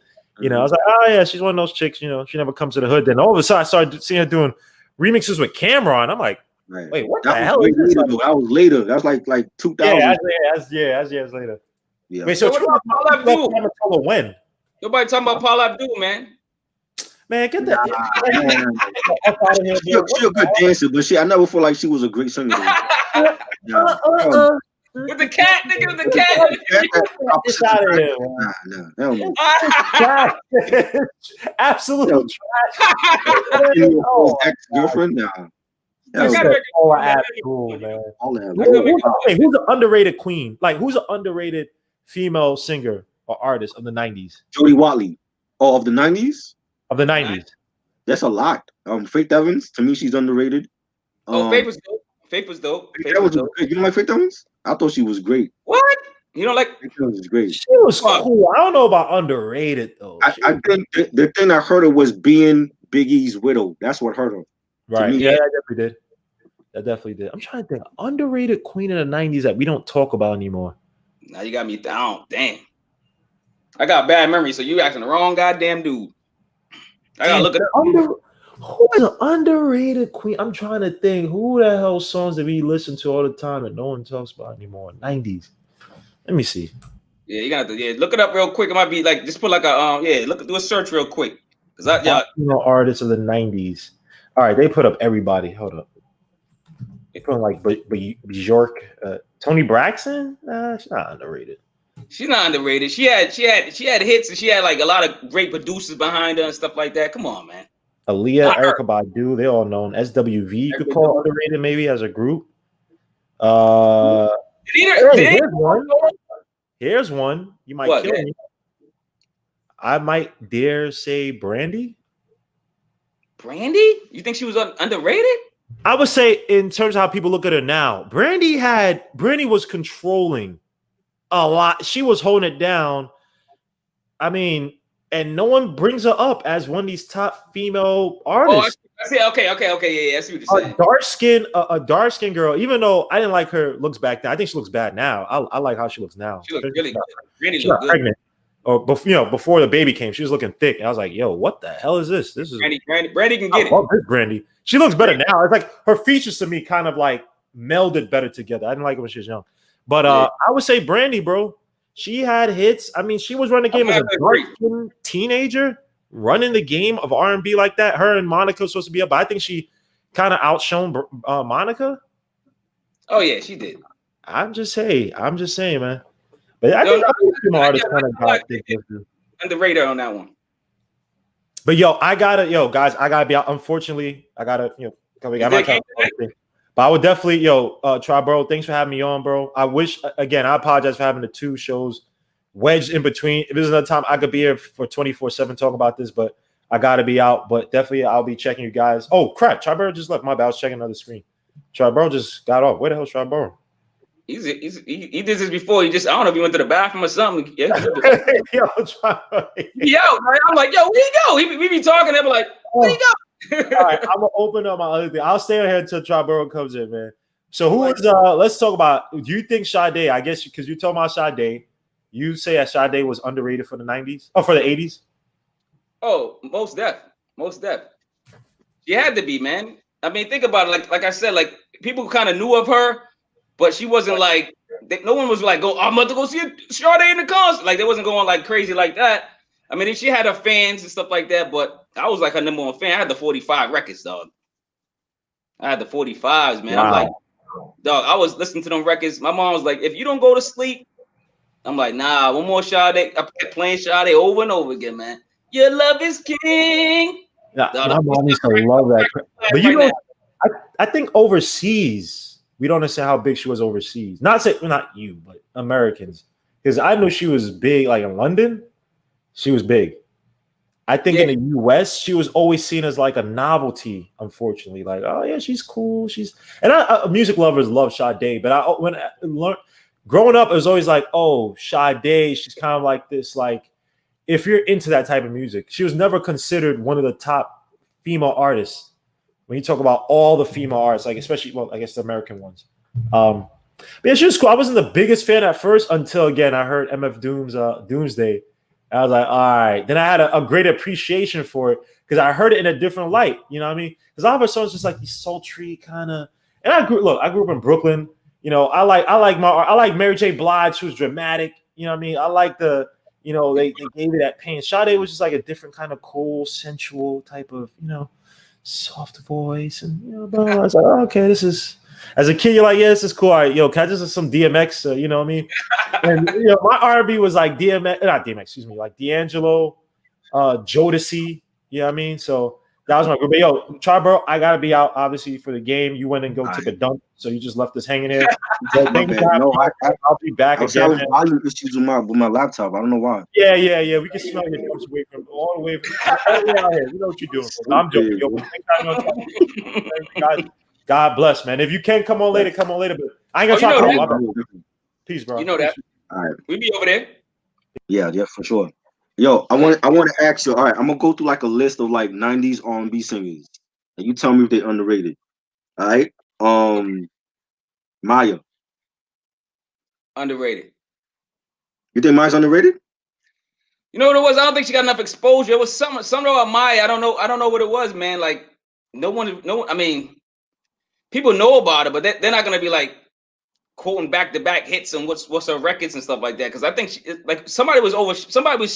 was like a shadow to all these other stars that was out. You know what I'm saying? She came out at the wrong time. It was too many powerful female MCs, vocalists. Singers.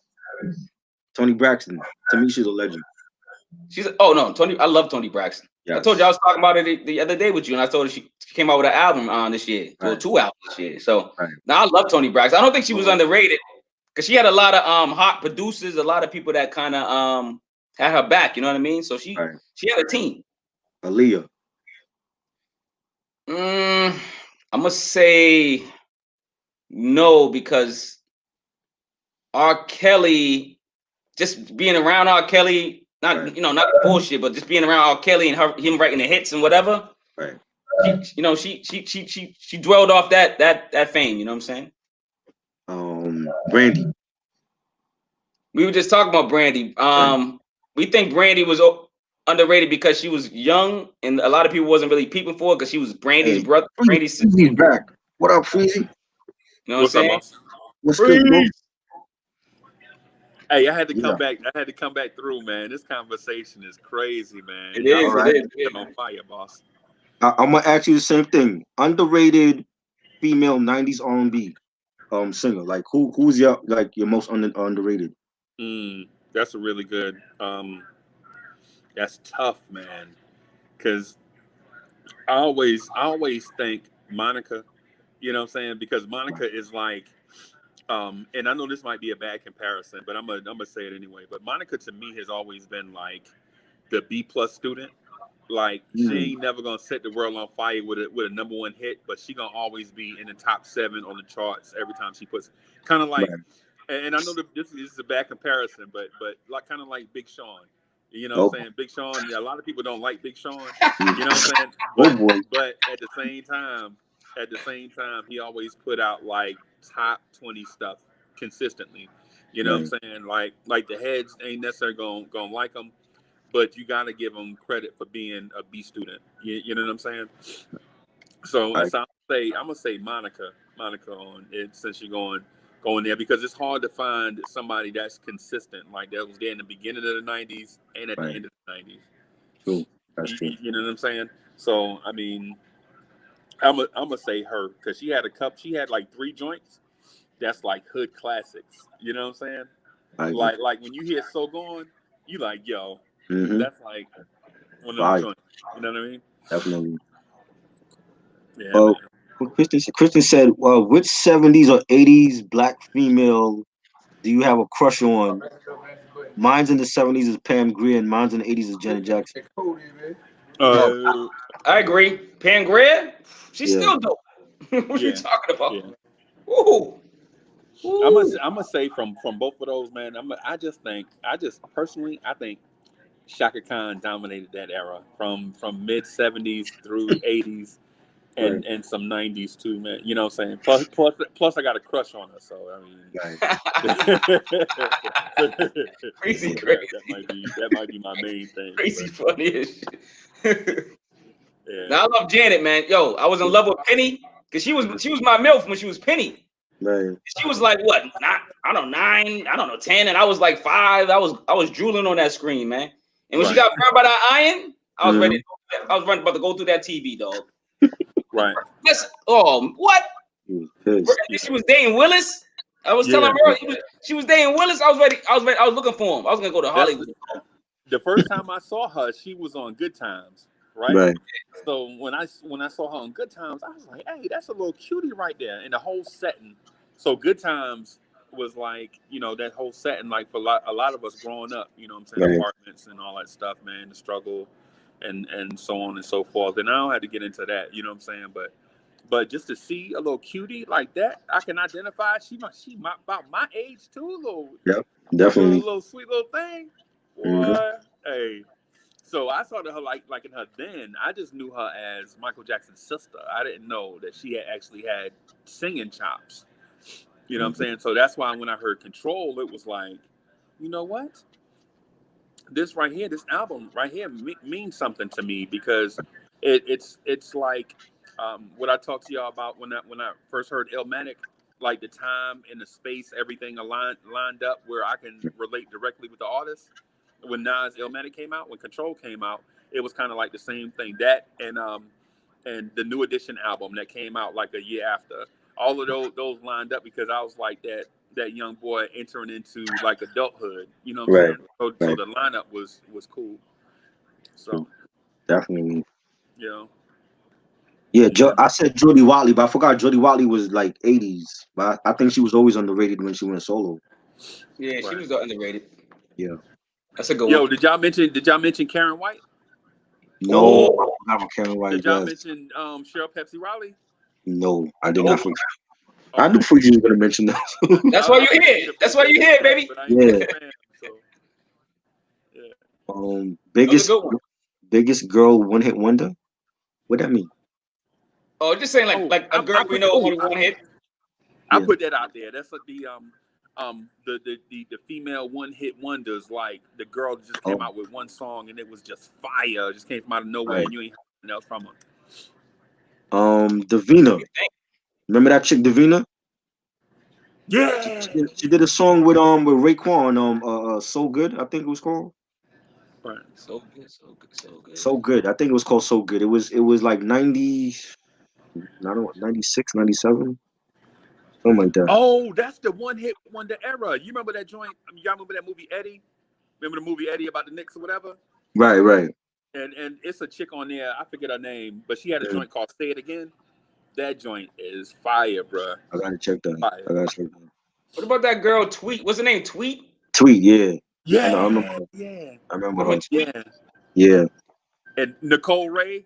Nicole Ray. I remember her too. Nicole Ray. Yeah. Lil Mocha. Remember Lil Mo? Little Mo. Yeah. You think she had one hit? Lil Mo? No. I'm talking about from that era. I don't think she had one. I think she had like. Oh. Yeah, she definitely. I was gonna say, Lil Mo had a couple joints. Who should be in Mount Rushmore of West Coast rappers? Ronnie X. That's a good question. Rappers? Yeah, we gotta throw Ice Cube first. Yeah. Ice Cube's on there. Yeah. Ice T's on there. Yep. Okay. Who else gonna say? See, mine is different because I didn't grow up on gangster rap, so mine is like more underground. So I would include Evidence on there. And, Evidence is dope. Rastas. Yeah, Rastas, Del. Who else? You think Exhibit? What about Exhibit? Exhibit is underrated. He's underrated to me. He's underrated. I don't think he put out enough material though. To be on He got albums out though. He got like 5-6 albums out. Does he? Yeah. I got 4 of them. And then the Mount Rushmore, you only have in 4 spots, right? Nah, we gotta go more than that, man. Okay. Well, how big is the mountain? How big is the mountain? If it's like this, it's like you got 4 or 5 spots. We starting a new mountain. We doing the Black Mountain. We doing that White Mountain, dog. We doing the Black Mountain, dog. We doing like what? You want to do 5, 10, whatever? I don't care. 5, 10. Whatever you want to do. Because some you got to put on there. Some you got to put on there because of their relevance to the game. Like you got to put Snoop on there. You know what I'm saying? You got to have change the game. And Ice-T. Because without 6 in the morning, you don't even have West Coast rap. Because them dudes was doing techno music, and they can say whatever they want to say. I remember them dudes doing techno with them shiny suits and all that stuff, Jerry curls and all this. Yeah, I remember them dudes. Them dudes weren't doing that. But you know who else you also got to put on there? And people don't like them. You got to put Too Short on there. Oh, you know what I'm saying? And I'm not the biggest fan of Too Short lyrically, but his impact on the game. Because without Too Short, without Too Short, there's no Lil Jon. Lil Jon would not have come out because Too Short bought him out of his whack deal. And if it wasn't for Too Short, Lil Jon would have still been in that deal today. So anything crunk in Atlanta and all that, Too Short, y'all owe y'all livelihood to Too Short because he bought Lil. I think it was like $4 million at the time, and dudes back then in the game ain't had no $4 million to just throw at a dude just to let him put out his music. You know what I'm saying? That's true. But what about Eazy-E?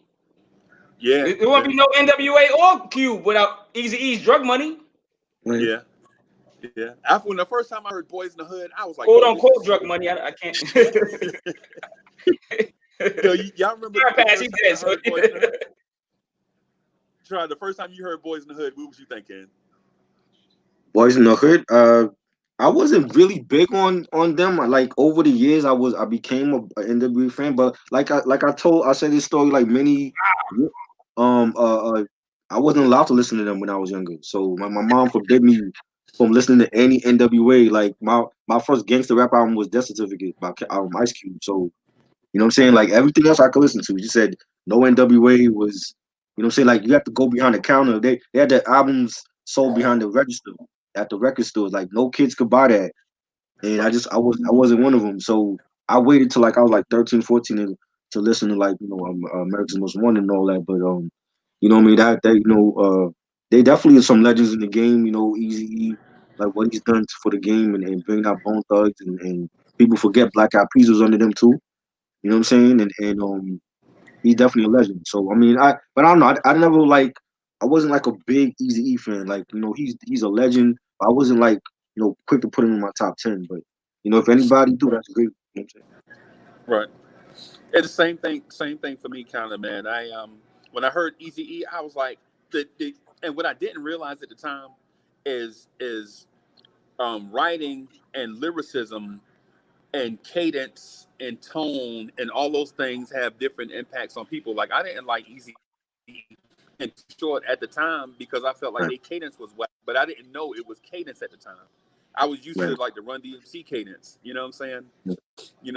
Like my Adidas walking down the street, funky fresh. You know what I'm saying? So I was used to like the East Coast cadence, and them dudes was rapping all slow. I was like, what is this?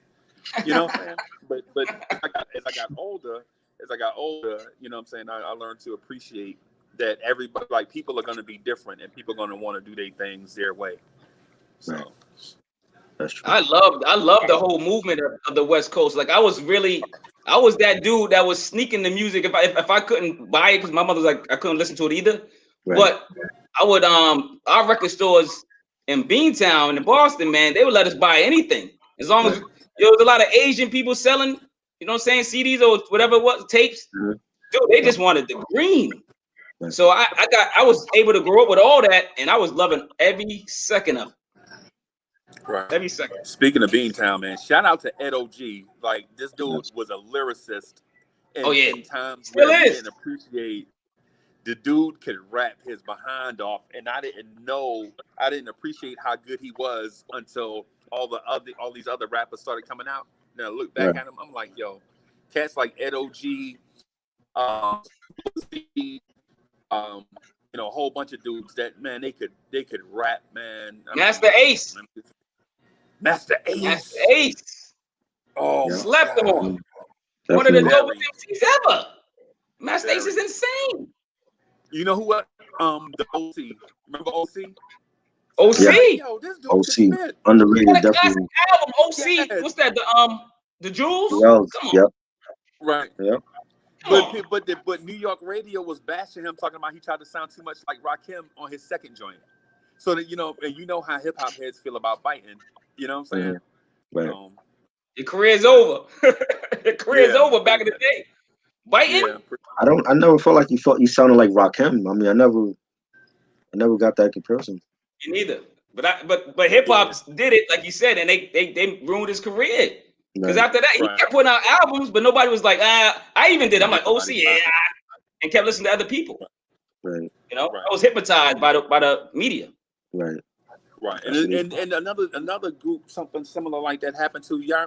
Man, MOP got this reputation for being lazy, but all they joints used to be dope. Like the quality of their albums was dope when you listen to the albums. You know what I'm saying? Definitely. Like they may not have had like the banger, but I remember like the first time I heard them, they had this joint called Hardcore. How about some hardcore? Yeah, we like. Oh, come on. Hardcore. Yeah. So the first time I heard that, I was like, "Yo, this is dope right here." But it came out around the time with Snoop, like, you know. But I bought the album, and the album was quality. You know what I'm saying? So, Freezy, you know what held them back? They held themselves back because they were just too street, man. They was just too. Dude, I saw them in concert. I even smoked with them when in New York when they used to do those what's those concerts they used to do with everybody the New York joints you know Rock the Bell. Rock the Bell? Yeah. They was on one of the other smaller stages, so we went over there. I think when Lauryn Hill was on, she was taking 8 years to come on, so we went over there to go mess with MOP. Right. They came down chilling, passing the blunt. You know what I'm saying? My mom was spoken with them. And they was cool peoples, but they was ready to smack. They was crazy. They still like that, right? They was ready to smack you. Yeah, dude. They for real. They for real. Right. 50 Cent couldn't handle them, dog. 50 Cent signed them and let them go, dude. Yep. 50 Cent said they too crazy, man. They too crazy. That's what he couldn't handle Mobb Deep Robert, though. Yeah, they used to. Hey, y'all. I gotta get out of here, man. Get back on this clock, man. But listen, I wanted to say something. Hey, Try, man, you're doing an excellent job with this joint, man. You know what I'm saying? This is super dope. Marquise, man, hey, that knowledge base, dog. Jesus, man. We have like an encyclopedia in front of you, like all this stuff right now. Dude, I research. Remember all this stuff. No, I just love music, and I just like if I don't remember it, I research it for the whole 2 days, 3 days, 4 days. I go and I love it. I listened to like 6 Janet Jackson albums today. Right, just because. Even the fans in the chat try to throw you off, and you just like get on them like right then. I'm like, dang, this dude must love. I got my notes, baby. Look at that. Right. You still right. That's still right. Anyway, man, listen, hey man, I appreciate y'all for having me on, man. It's an honor, right? But y'all keep doing what y'all doing. I'm gonna hit y'all up later on, man. Y'all keep doing what y'all doing. All right, salute. Thanks, OG. All right, boss. All right. Breezy the man, dog. Oh yeah, definitely. That's the OG, man. Breezy the OG, dog. OG. If I'm fucking up, you gonna let me know. Yeah. I don't like what you're saying. I don't like what you're doing right now, yo. Yeah. And he gives it up for everybody. You know what I'm saying? That's the people I'm talking about. The people like that, man. You gotta love. You can't hate them. You can't like people like you meet people like Uncle. You can't hate them. If you do, you a sucker. Right. You know what I'm saying? Like that. Plain and simple. Like we're supporting. This is the movement we got going on. It's supporting all the African American YouTube content creators, whether it's Marquise or Reg or Guillermo, Freezy, the Front Stoop, Jazzology, everybody. That's what it's about because there's not enough of us on here. So facts or real ones on here. It might be some people that's big. You know what I'm saying? But they sometimes they forget where they come from, man. Oh yeah, me and Reg already experienced that. We know who they are. I'm just saying. I ain't mentioning no name. I'm just saying. I'll mention names. I don't care. I'm just saying we've already been there and done that. But I gotta support people that's out here doing it. So yeah. That's what's up, dude. This was dope, man. Everybody came in, Jazz, and then Reg and Freezy, friggin' Nick, friggin' Guillermo. Man, everybody was in here, man. I'm gonna go in there. I'm gonna mess with them tonight too. People on. Like I told you, like Madam Monday gonna be on next week. I'm gonna have her on here, but they probably don't know about her yet. They're gonna. Oh, they're gonna know about it. I told you, Try. I said, listen, because I be tuned in too, and I'm like, yo, you gotta watch her. You're like, who was that? I said, listen, Adam, I'm telling you, go check her out. She's savage and she don't care, and I like her already. So yeah, she's dope, man. Have her here. You know what I'm saying? I got some other people that's gonna be on here as well. So you know what I mean? Yeah, she's the queen, man. Support each other's shit, man. That's what it gotta be. That's it. I don't see nothing wrong with that, man. Yeah. Genuine love too. Genuine. Yes, definitely. And shout out to the chat, man. The chat been Eric, Yeah. Ronnie, these dudes been Eric tried to come on here like a couple times, yo. I'm like, chill, man. You gonna get your time again. Maybe you know what I'm saying? Yo, you ever have Ronnie on the link? Like, I said, I had the link on the chat for Jazz, because Jazz she's trying to get on. And I seen this dude like trying to get in. I'm like, chill, yo. Oh, he was trying to get in. They want everybody, like, not everybody could join at the same time. I'm like, I got people on here for a reason. Yeah, it's too many. It'd be too many. You know what I'm saying? Y'all gonna get your chance to come on and whack in. Y'all gonna get your chance to come on again. Yeah, we get everybody in, man. You know what I'm saying? Spread the love. You know what I'm saying? But I want to get Ron. Have you ever actually seen what Ronnie looked like? You never got him on? Ronnie never really wanted to come on here. Some of them just cool being in the chat, and I respect that. So okay, sometimes the camera not for them. True. You know, he asked now, what's your favorite Mount Rush? Who would you put on your Mount Rushmore of Dirty South rappers? Dirty South. Let me think. Nothing about the dirty. I'm putting Weezy. Weezy got to be on there. Scarface. Scarface. Scarface. Weezy. Who else is down there? Would you consider Chicago South? I thought that was Midwest. That's Midwest. That's controversial. That might be, you know what I mean? Outkast got to be on there. Both members. You said UGK? Outkast, UGK. Outkast. UGK? Yes, UGK. Yes. UGK. Rick Ross to me. I think Ross still putting out heat. Ross, yeah. I'm on the fence with T.I. I feel like T.I. only had 6 good albums. I don't think he have anything good right now, but I'm on the fence with T.I. I like T.I. You know what? I had to grow to like T.I. because I think when he first came out, I was just like, who's this cocky dude, man? Who's this dude? You know what I'm saying? Like this little skinny dude, and he's all like, good. I'm like, you're skinny ass. So, but then I started like really listening. I'm like, okay, this dude's not kind of nice. You know what I'm saying? You know what I mean? You know, 3-6 Mafia, love their stuff. 3-6 Mafia. I mean, I saw it's a lot. It's a lot of people. Yeah, like not just Outkast, but the whole organized Dungeon Family. Dungeon Family. I'm about to say organized confusion. My bad. Organized Noise. Organized Noise. I'm thinking about Dungeon Family. See, and I was told, Ronnie, that Chicago was the South. So I'm like, well, I thought it was the Midwest. Well, they consider that the South. Chicago got to be Midwest, man. Right. I'm like, well, how is that the South? I'm like, Kanye West, another Southern artist. Yeah, because he's from Chicago. Yeah, I wasn't big on ludicrous. Master P is gonna get. I wasn't big on No Limit, but Master P is gonna. You know, a lot of people like Master P, so you got to put him in there just for right, right. Just for like what he's done, like selling tapes out of the trunk of his car and becoming definitely becoming a millionaire. Like, come on, dude, you just do that. I remember the Cribs episode with the chandeliers. I was. Yes, you remember that shit with the gold ceiling and all that. Yeah, he had an elevator in his crib. Crazy. I'm like, this dude's the real Scarface. That's what I thought he was. Like, oh shoot. Yeah. Take you to the top of the house. Yeah. Yep. That's Scarface. That movie Scarface when the chick came down in the elevator. Right. Yeah, I was like, oh, I already know he's about to die because he's gonna mess with her. That dude is you said Gina. Gina tried to kill him and shit because he killed Manolo. Yep. And he was, he messed with his sister behind his back, man. Right. Yeah, you can't do that, man. I'm like, yo, if that's your day one, and you know, well, I don't know, maybe Scarface Tony felt like he wasn't gonna treat his sister good, but if you know your day one and you know how he is, I'm like, who better than to be with your sister but your day one? You want some stranger? He was a good dude, but you know what it was? I think it was just all that. He's sniffing coke. He's right. Yeah, he was coked up too. And then when he realized he dead, it was too late because he was already coked up. Yep. He know he fucked up doing that. He was talking about a whole different conversation now with Scarface. I know. Yes, we got it. Oh man. Chat does, man. The chat. We talk about genius and like trap music. That's still my favorite Al Pacino film all time. So I love that film.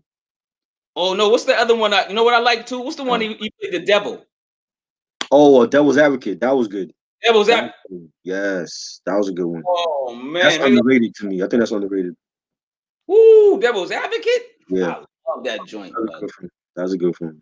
That was a good film. He's one of my favorite actors. It's Denzel, Al Pacino. You know what I'm saying? People like that. You know what I mean? Like, yeah, definitely. Who should be in Mount Rushmore of East Coast? I could do that one.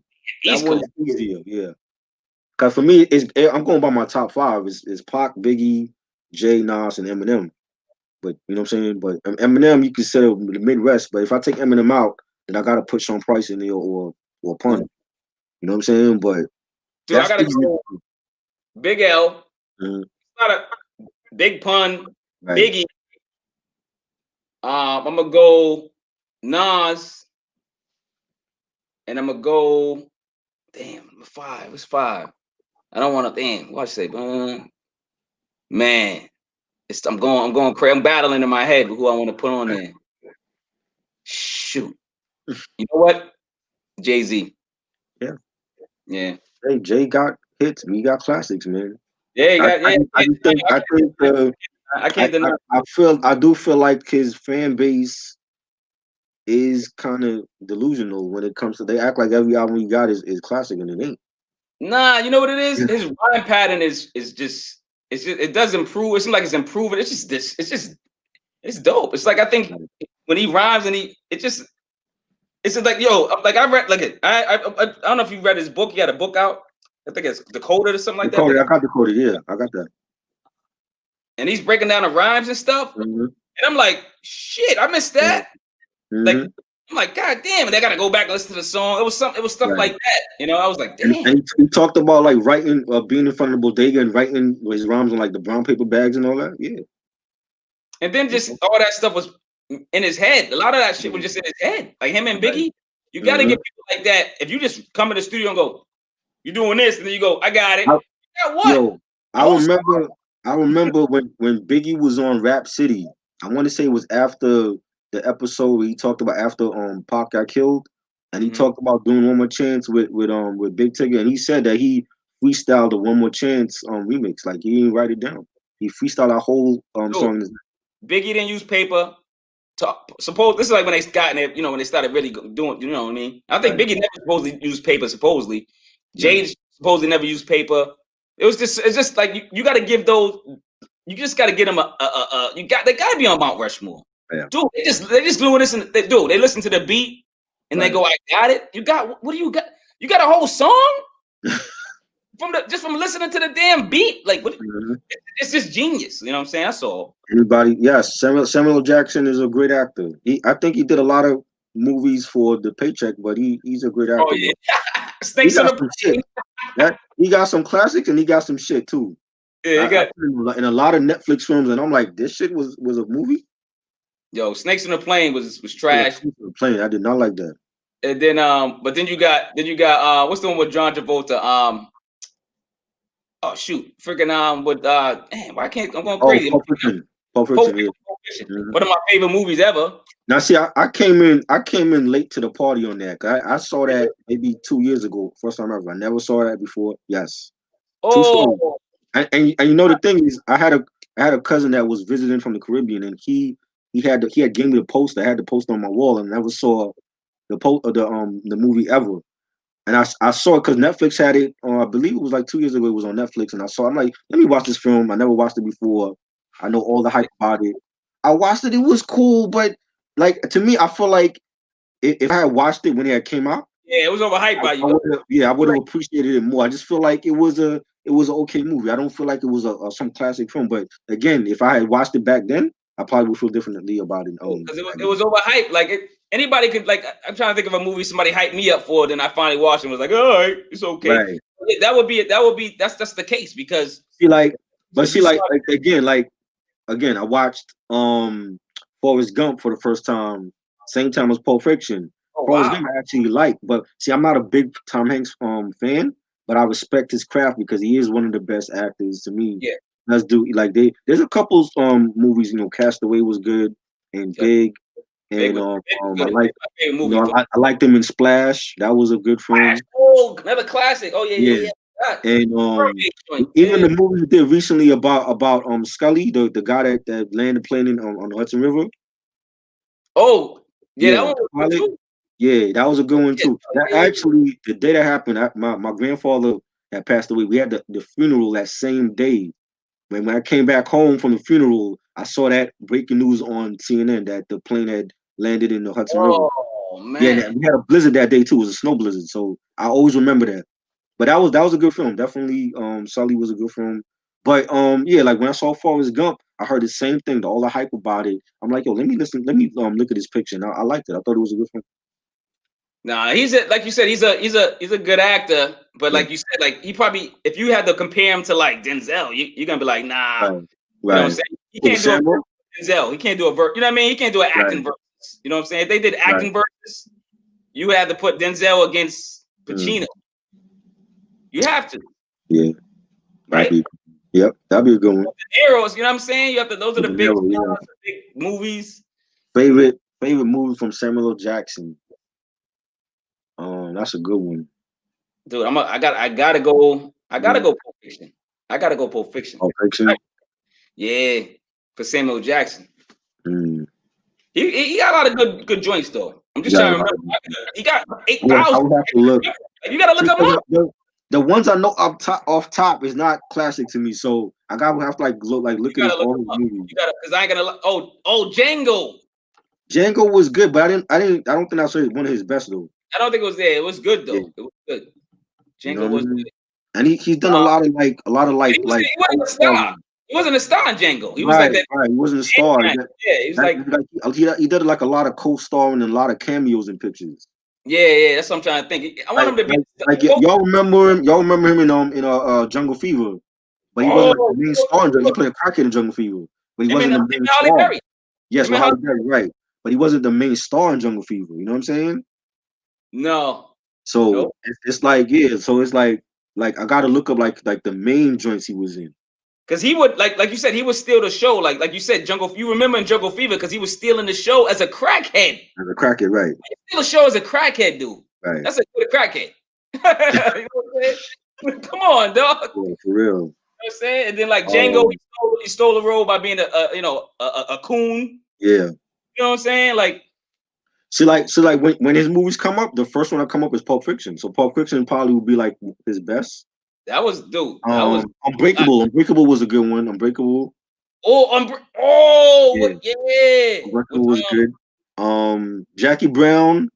But he's like still to me, Pam Grier was a star there for me. Unbreakable. Damn, why can't I think who's the other star on Unbreakable? What's the Bruce Willis. I don't know why he slipped my head. I'm sorry, Bruce. Sorry, Bruce. The Night Shyamalan trilogy. Yeah, that was dope. That was a dope. With the I See Ghosts. Yeah, that was dope. I like Coach Carter. Coach Carter was a good one too. Coach Carter. Oh, Coach. That was Coach 2005. Yeah, he played like a coach.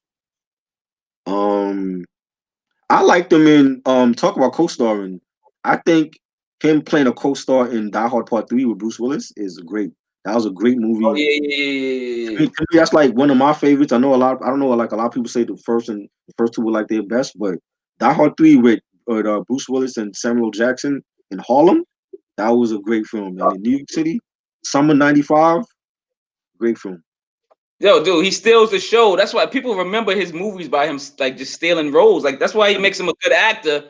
That's why I used to always like, Doc, stop chasing that corny money, dude. Like when he doing snakes on the plane or weird stuff, I'm like, dude, come on, man. Exactly. But I don't know. Maybe he's going for the record. I don't know. He doesn't have the record for the most movies. Does he? The most movies? I don't know. Does he? Nah, he did a lot of trash, man. But still, he's in the movie, so you got to credit that movie. Right. You know what I'm saying? How many movies did this dude do? He did a lot, man. Changing Lanes. I think I went to see Changing Lanes. That was 2002. Him and Ben Affleck. I didn't see that one. I saw that one. It was good. It was good. I feel like Ben was still carried that movie though. Yeah. Eve's Bayou, that was 97. I don't even remember that. That was a good one. I saw that on DVD. SWAT, They did a movie for SWAT though, based off the TV show. With This dude said Soul Man. Soul Man? Jack Soul Man. I remember that when he. I saw that too, but I don't. Nah, man. The white That's dude. your favorite? I don't. Not my favorite, but I mean, salute to you, Ron. Oh my God! Wow. Did he just miss? So, oh my God, Soul Man. He did a lot of the Great White Hype. Remember that joint, 96? That was bad. Yeah, that was bad. Like he had a lot of stank jokes. He stunk up a couple times, man. I didn't like that. They tried to do like some what's the movie? Sin City type of thing with that. Yo, I love Sin City. Sin City was good. The first one. The second one was shorter. The first one was great. The second one was shorter, and it was like a new cast mostly with the second but it's still cinematically dope. Just the way they did it. You know what I'm saying? Yeah. I like that shit. Yeah, Sin City's a classic. I remember I went opening night and I sat on the floor. I never sat on the floor for no movie ever. It was standing room only. I sat on the floor to watch that film. You know what I'm saying? Yes. I sat on the floor. Never ever in life did I ever sat on the floor for a movie. I felt like a slave, yo. Yeah, you ought to see that joint, dog. I felt like a slave, like I couldn't get no seat. You know what I'm saying? I sat on the floor to watch Sin City. That's a 3-hour movie. I know. Yes, because there was no seats. I was like, yo, I'm not leaving because I want to see this movie that bad. That was a good Bruce Willis movie. Good Bruce Willis movie. Crazy. You said Denzel Washington. Denzel Washington got to be my favorite Denzel Washington movie is Malcolm X. Malcolm X. I love he got game. He should have won for that. Yes. Malcolm X was insane. Nobody could have played that role better. Nobody. Yep. No, I don't care what you nobody. And I met Spike Lee that same summer 92. He was signing autographs for Macy's. Yeah, I got the autograph. I still got it. Yep. And cool dude. Like he shook my hand, very quiet, very humble. Yeah. Spike Lee is a man. Yeah, he seemed like the type. He seemed cool. Yeah, he's cool. He was cool, man. You know. What's your favorite Denzel movie? Malcolm X. He Got Game. I love He Got Game. That game was dope. That game was dope. Damn, he got a lot. There's a lot. I think when he played Training Day, definitely good. Then we played that gangster, the black. What's the the gangster Jay-Z did the soundtrack for. American Gangster. Yeah. American Gangster. That was good. Man. Yeah, Denzel got thoughts. Right. It's got to become a Denzel podcast, dog. Like, he's dope. That's it. But Malcolm X was definitely. Jackie Brown soundtrack, that was dope. Insane, man. Method Man. I remember the movie. I don't remember the soundtrack though for that Great White Hype. Yo, speaking of Method Man, he's a great actor, man. Yes, definitely. You watching Power 2? Not yet. It's don't good. say nothing. Oh, all right. I'm not gonna blow for you. But I'm gonna tell you this: it's basically like a young Ghost being in college. It's like Ghost meet the college life. So you're gonna get all the collegiate women in that, and the drugs and the partying, and then you gotta, Tariq is dealing with the after events of what after Ghost mom locked up, his father dies, right? Yes, father. Oh, we don't. That's what I'm saying. There, it's like I don't know. I'm just saying there's a question mark because the creator of the show is saying like we don't know. She might come back. Who's in that coffin? We don't know. That's why I gotta get into it. I gotta get into it. And it's like him, trying to get Tasha out of prison. He gotta, make the money on the streets. So that's basically what it is. I love it. I think it's a dope show so far. Mary J. Blige, she playing this ruthless, queen pin of the Tejada family, but she's not really calling the shots. It's like her man is calling the shots behind bars. But there's like friction with she and the man and her man because her daughter Diana, she wants Diana to be in the drug game. Diana wants to go to college. The father wants Diana to go to college, but that's when they start butting heads. But it's gonna be interesting to see now. Now I heard yesterday, because of COVID, they still filming this season. They didn't finish.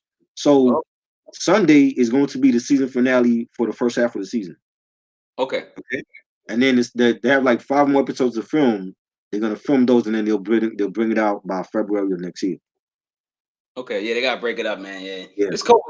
Yo, 2020, man. God damn, y'all, 2020 suck, man.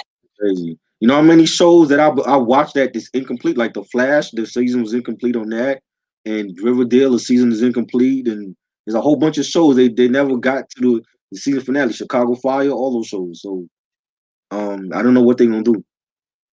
I know a lot of people are like, yo, you see this show? I'm like, no, I'm not watching TV until it get because I'm being mad. It's watch the show, just stop. Like, what? What do you mean just stop? What are you talking about? It's whack right now. No way. I might do. Eric, I told you could come on in November because October I'm doing all Halloween stuff on here, so I'm not doing nothing else but horror related content on this channel in October. Oh, that's including album reviews. It's gonna be horror related, but it'll be mostly like movie horror, like best horror movie stuff like that. But November, you could come on and we do like the wrestling stuff again. I want to do another one of those anyway. So you know what I'm saying. Somebody asked me about the wrestling figures, so I'll show that. I'll jump in for the October joint, man. I love movies. Definitely. I love the classic joints. Yeah, for sure. Come on, man. I could talk about those all day, man. I did a couple horror movie reviews last year on the channel. I'm like, I got to do another one this year. It's gonna be like even longer. So I got a couple that I want to do. What are your favorite black exploitation films, Eric asks? Probably like Jackie Brown. The old not the new one. There was There's another Jackie Brown before that, and it was like all them like Shaft. Shaft was classic. Blackula. I love Blackula. Blackula was one of my favorites. What's the one that Eddie Murphy remixed just recently? Dolomite. Yeah, Dolomite was dope. Even though it was so corny, it was dope. It was dope. Yeah, it was funny. It was action and all that in it. You know what I'm saying? Coffee Brown. Coffee. Yeah. Coffee Brown. Coffee. Yeah, those are dope. Coffee. There's a lot, man. There's a lot. Man. I can't. Superfly, the original one. Superfly. That was good. Classic soundtrack. That was probably the number one. Yeah. That's my favorite Curtis Mayfield album is the Superfly soundtrack. Yeah, that was a great album. Great soundtrack. Definitely. So many people sample that soundtrack alone, you know. True. There's a lot, man. Cooley High, love Cooley High. Cooley High was the Wash. That was the OG Wash. That was a good one. The OG one. I was saying one of them. Don't say the Snoop. Yeah, not the Wash. Car Wash. Say what? There's so many, man. Yeah. Definitely. They got some good questions in there. Yeah, he mentioned Shaft. Shaft is actually on Netflix. Well, it was on Netflix. I don't know if it still is. It was on Netflix. Yeah, it was on Netflix a month ago. Oh, I'm about to check it. Yeah, definitely a classic joint. Who should be on the Mount Rushmore of male R&B singers? Ronnie asks. Man. Male, I got R. Kelly, Usher. Yeah, me going crazy now. Male R&B. That's a good one, man. That's a good one. I got R. Kelly, Usher. I got Marvin Gaye. Yeah. Damn, so many, yo. It's a lot, man. Luther Vandross was great. Smokey. Joe LeVert. You got like. You know what I mean? It's a lot, man. Anthony Hamilton is dope. He's a dope singer. He's underrated, yes, definitely. Underrated, but he's dope. Snowfall is coming back next year because they also got affected by the whole pandemic. They're coming back next year with season 4. Great show. I'm on season 2, but I gotta watch season 3. But season 4 will be next year. Yeah, I didn't watch season 3 yet. I watched season 1 and 2 too, and then I started watching other stuff, and I was like, I'm gonna save season 3. You know what I'm saying? Like a Sunday. You know what I mean? Or something. You know what I mean? Like a rainy day or something. I was like, wanted to watch the whole thing or something. Yeah. Because it's that good to just See, to binge. I like a lot of the '90s singers, like getting back to the '90s. Like people like Maxwell, D'Angelo, John Yeah. B, Joe. Like I love those singers. Yo. I would put those singers on Mount Rushmore. Brian McKnight. Brian McKnight, underrated. Another one that retired recently. Oh, he did? Yeah, he retired. He's done. I wonder if he's still right. He probably right for people though. Yeah. Supposedly, when these people say they retire, I don't really believe them when they say that. But they writing stuff, or maybe they got like a group out or something. You know what I mean? They doing something. Man, they doing something. I mean, they trying to get on the charts, check somehow. Goddamn it. Stevie definitely is great. Stevie was. Yeah. Stevie was dope. Man, this. Damn, you got me going. Oh, but then we were just talking about him. Not Stevie, but man, who we just saying? Talking about Reggie was talking about battling. Oh, Smokey Robinson. Yeah. Smokey Robinson's on there. Uh-huh. Man, so yeah, there's a lot, man. We have to break that down by decade. That's another 20 shows right there, dog. You know what I'm saying? Definitely, yeah. Dog, we could be talking for days about this stuff. I love the questions. I love the people. Yo, I love this stuff, man. I'm telling you. The content just creates other shows as we talk. They do. I just be thinking, I'm like, oh shit, this is a good idea. I got to do this. You know what I'm saying? And, yo, I'm glad you did it, man. Yo, Swizz Beatz was so disrespectful. I hope he watched at least 5 minutes of this. So he saw us talk trash to him or whatever. He better put respect on Janet Jackson's name, and that's it. And plain and simple. That's just come on, man. Sure. That's it. Especially him. How was Swizz Beatz? Hell yeah. He's like 40. Yeah, I'm thinking about that. Then he really got. He's been in the building for a long time, so it's like he should have already know Janet. Yeah, this dude's corny. It's like Freezy kept saying he's cool. He's crazy. Right. He's crazy. Like, yo, he is. There's no other word. There's no other word. No, crazy. That makes sense. Yeah, James Brown definitely.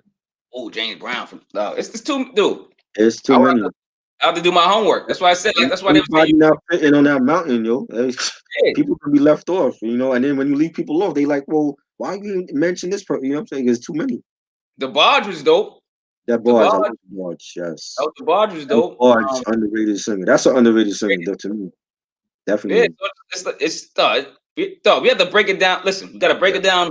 We might have to break it down every 5 years or something. You know, it's just too many out there. Yep. You know, maybe we do decades or something. Female rappers, Mount Rushmore female rappers. Ooh. Like I'm going by my top 5. Latifah, Light, Foxy, Lil' Kim. I got Lauren in there, even though she got one album, but she left a major impact still. You know what's funny? I got it. Like some people got to be in there as a group too, because they're like the only female group that really did it. So I pretty much got the same list. I mean, I got MC Light. I loved MC Light. Actually, you know what? I got Rod Digger in there. Rod Digger, okay. I got MC Light, Rod Digger. I got of course, the Queen. Salt and Pepper, that's a group, like you said, because they did a lot for the culture. And Lil' Kim. I like Foxy too, but I would have to put Lil' Kim on at 5 or whatever. Right. Because I think Lil' Kim got at least two classic albums. Like, and she was big on. She influenced a lot of people. Yeah. That's still out right now. Let's put it out. Let's put it away. Definitely. You know what I'm saying? Because I don't know who's watching, but you know who you influenced, dog. You know, corny dog. Nicki Minaj, corny dog. Yo, she stole her whole style. Know why? Baby paid Lil' Kim to come over there and basically develop her. She developed everything. She made it. She had the photo. She did every dog. Developed her. This is facts. She goes back. They got records together, dude. Yeah.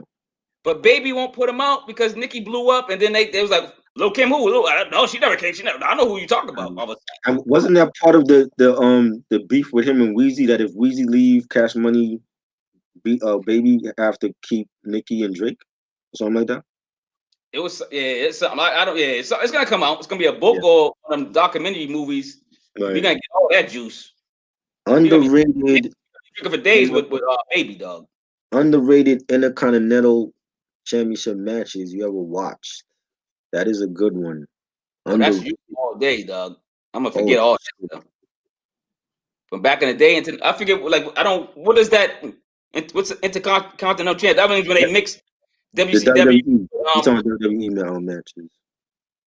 Okay. You talking about Give me one. I'm gonna say yeah. Probably. Underrated. Was there some underrated? I mean, there was some good matches, but I underrated. What if? Let me say one. If I don't know. Like you know more wrestling than I do. Like when a lot of tag team ones probably were underrated. Like the probably like there was a lot of tag team that people. The thing is, like, I don't like that belt now. Is not. It doesn't hold no weight now like it used to. You know what I'm saying? Like that was a major title back then. Like back then, when you won the IC title, you was already on your way to getting the world championship. Now it's like an afterthought now. Like they changed the design of the belt and everything. It's like an afterthought now. But back in like the 80s and 90s, that even in like the 2000s, when you had the IC belt, that was like a major championship. But I'm trying to think of like an underrated like IC match. Yeah, that's on you, man. Them were like classic ones to me that I've seen, but underrated. That's probably some shit off of SmackDown or something I would have to say. But I can't think of like an underrated match where I'd be like, yo, like that should have been bigger. This dude asked me about Rick James, man. Man, favorite song? Shoot, I can give you my favorite quote. I'm Rick James. No, let me stop. Rick James is a legend, man. Like his songs would be Lord, man. I have to like look in the bag. I don't even want to say the ones that everybody would say. I liked a lot of Rick James albums, period, and just like cuts that you probably won't even know about. You know what I'm saying? But I want to say underrated. Come on, man. Like off top, like the Macho Man versus Ricky the Dragon Steamboat at WrestleMania 3. Mm-hmm. But I didn't like. I don't know. I felt like that match could have been bigger. Like that was a nice feud between Macho Man and Ricky, but I felt like that the match wasn't the way that Ricky won the match. I was expecting something else because if I remember, like he beat Macho Man in like one of those like it wasn't his finisher, but it was like one of those like grappling moves, and I didn't like the way the outcome of it. But that was a I mean I would say underrated. You know what I'm saying? But I just like that match because I'm a huge Macho Man fan. I like the Steamboat, but I was mad that Steamboat won, though. Like I thought Macho Man. Like, if you got a favorite wrestler, you should win every match, right? So I mean, that's what like I think a real champion is like when you win and then you lose it, and then how you come back from that. Because then Hogan, he did that a lot. There's times when he lost the championship, and I was like heartbroken as a little kid. I'm like, yo, what? My world is crumbling. You know what I'm saying? My favorite wrestler that I started out with lost the championship, and then when he comes back and he wins it multiple times. So it's like that happens all the time. With Triple H, how many times he lost it and got it back? Like 17, 18 times. Ric Flair, he's another one. You know what I'm saying? So it's all about how they come back from that. You know what I'm saying? So I'll tell Ronnie one thing. Instead of favorite song, I think Street Songs album by Rick James is probably that's a classic album. Definitely. I had a lot of classics on there. So I would say that album. Just to answer the question. I don't want to leave him hanging, you know what I'm saying? You know what I mean? It's all about now. It's like the storylines in wrestling, it play too much. It's a major factor in what they and the outcome of things. I don't like the whole storyline with the matches, but back then it meant something when your favorite wrestler lost the title and then he came back from that. So do you still go watch, like before the epidemic, of course? Do you still go watch wrestling matches? Yes, I was still going to the shows. Oh, okay, yeah. Because when I was telling you about my boy, he's in love with it too, and I was like, I kept telling him, it changed for me, so that's why I don't really like rock with it like that. But I go with him, and he just got it, and he's just sitting by me, and I go, "Who's this?" I'm like the dude in the movie theater that you pissed off at because I'm talking through the whole thing. But it's a lot of everybody's mad at me. Wow. It's a different experience when you're actually there, compared to like when you hear the commentating. Because when you there, you don't hear the commentating. Like you hear it on the big screen on the Tiger Channel with the Titantron, but when you're at home, you're hearing everything, but you don't hear that when you're actually at the event. So it's like a different experience than with the fans. The fans are crazy. They're like drunk and they're shouting all kinds of stuff at the wrestlers and everything. And it's a different feeling. So it's like you gotta definitely be there. And that's with anything, like even like an NFL game or NBA game, it's a different experience when you're actually there compared to watching on TV. Yeah, you're right. You're right about that. Everything's different live, you know what I'm saying? Everything's better live. Everything's better live.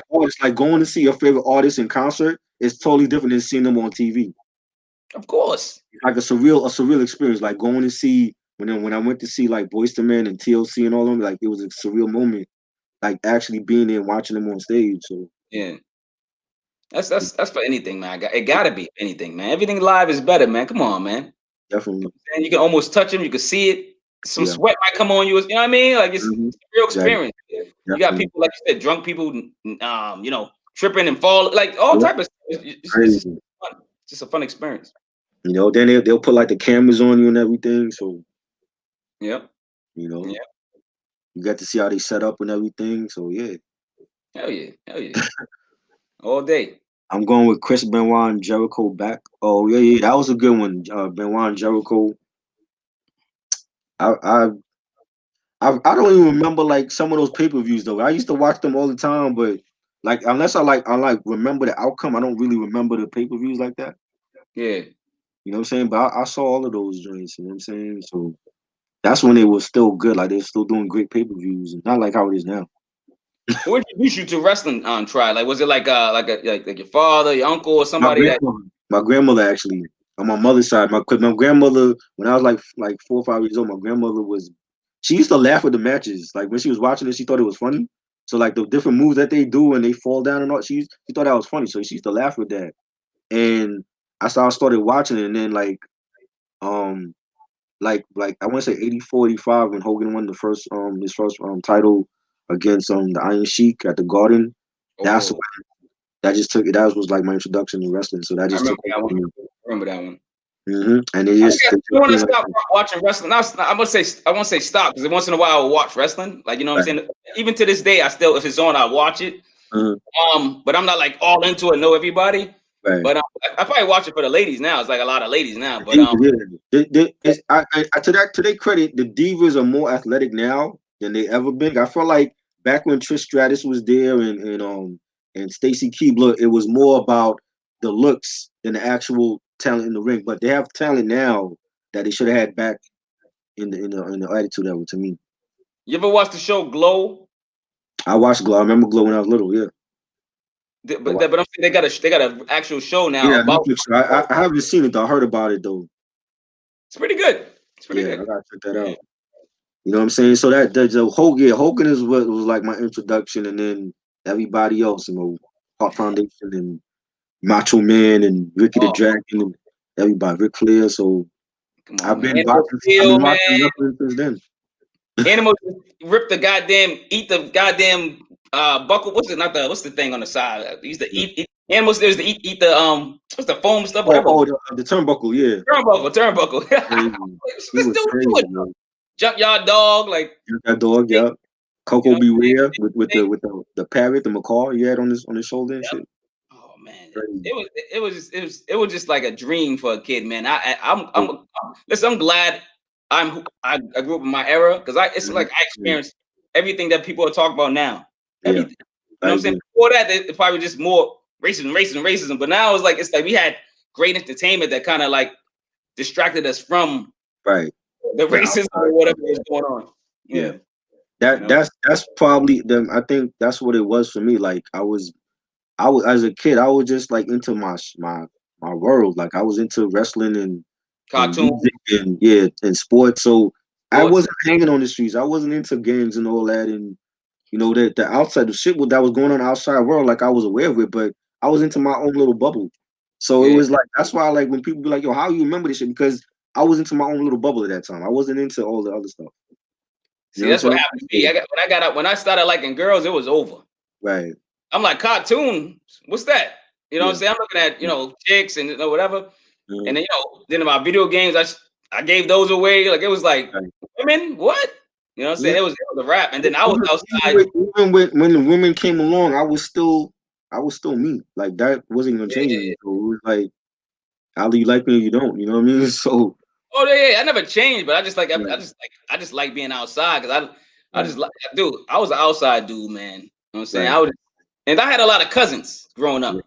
So they kicked us out the house anyway. We had to be out the house. We couldn't stay in the house like 40 cousins hanging around. You know what I mean? Like, so we was always outside jumping on, you know, trampolines, messing with girls, playing jump rope, double dutch and stuff. I mean, we did all that. I grew up with cousins, but it was like me being the only child. Like, my mom kept me off the streets and she made sure I was active. Yeah, I was playing baseball. I was playing football. I did karate. I did gymnastics. You know, some dancing. I was always active as a kid. I love gymnastics. I did gymnastics for 4 years. Yo, I did hood gymnastics. I used to know how to backflip and jump off stuff. Yeah, you did that. When you go, well, at the time, I don't know how they do it now. Like, when you go into like gymnastic class, like, they teach you how to do handstands and, you know, how to do a bridge, how to do cartwheels and all that. I did all that stuff. Oh, shoot, talent shows and all that. Yeah. So I learned a lot. I'll be learning from you, man. I learned a lot from you. I don't tell everybody, but I mean, like, I was. That's why I'm a big sports head. I always watched sports when I was younger. You know, watching a lot of baseball and a lot of football, even wrestling. There was a time when I was like, yo, I want to be a wrestler because I used to like the way that they flipped. You know, watching Flying Brian, watching Rey Mysterio like jump over the top rope. I'm like, yo, I could do that, and that's what got me into gymnastics. But it didn't pan out to be a wrestler. But I thought it was fun, so I'm like, yeah, I gotta do that. Your mom tricked you. Oh, this is like wrestling. You're like, okay. Yeah. She was always on me. I used to do flips off the bed, and she's like, "You gonna break your neck?" And I did all that, man. So, I did it all too. I should just do flips. I used to do splits. I used to always be into karate flicks. I used to go down. There was a theater downtown. I'm telling you, we had to like sit up like this because the rats and mice would be running around in the chairs. Right. It'd be like $1 theater. I forget what it was, a quarter, whatever it was. My uncles used to take me in cousins. And we just loved karate with that much. We would come home and be kicking each other, buy karate shoes, some cheap joints that fall apart in 2 seconds. Like, into all that, man. I love my karate. Karate. I think it was the Karate Kid movie. Like, watching that is what got me into doing karate. You know what I'm saying? I did that for like a year and a half. Like, every Saturday afternoon at Brooklyn College, I took like a karate class. So. What belt? I loved it. Did you reach a belt? Like, was it just white belt? I didn't stick to my belt. My belt, you gotta be like 2 years, but I got my black stripe. So they put you through an actual physical test, like, to see how much you know and you remember. Yeah. And in my class, we had to do taekwondo. You know what I'm saying? And they put you up against like the other people in your class to battle. You know what I'm saying? Then at the end of the class, they like your sensei. He like, you have to have like a one-on-one test and do all the moves that he taught you how to do from day one. So I did pass. I got my black stripe on your belt, but I didn't stay around for the black belt. Yo, Ronnie and Eric got some good questions. I like these dudes, man. Name some wrestlers who could have been Intercontinental champions. Oh man, you got Triple H and Ultimate Warrior. Ooh, Ultimate Warrior was one of my favorites too. That's a good one. He fought Triple H. When was this? Who? You said Triple H and Ultimate Warrior. They fought. Warrior? I don't remember that match. That must have been like before Ultimate Warrior went. Oh no, I'm sorry. He said my favorite. I'm sorry. I thought he said versus. Okay. Oh, whoa, that's whoa. I'm about to say, when was this? What are you? That's two different eras. Okay, I read it wrong. I'm sorry. Some wrestlers I could have brought some prestige back to the belt.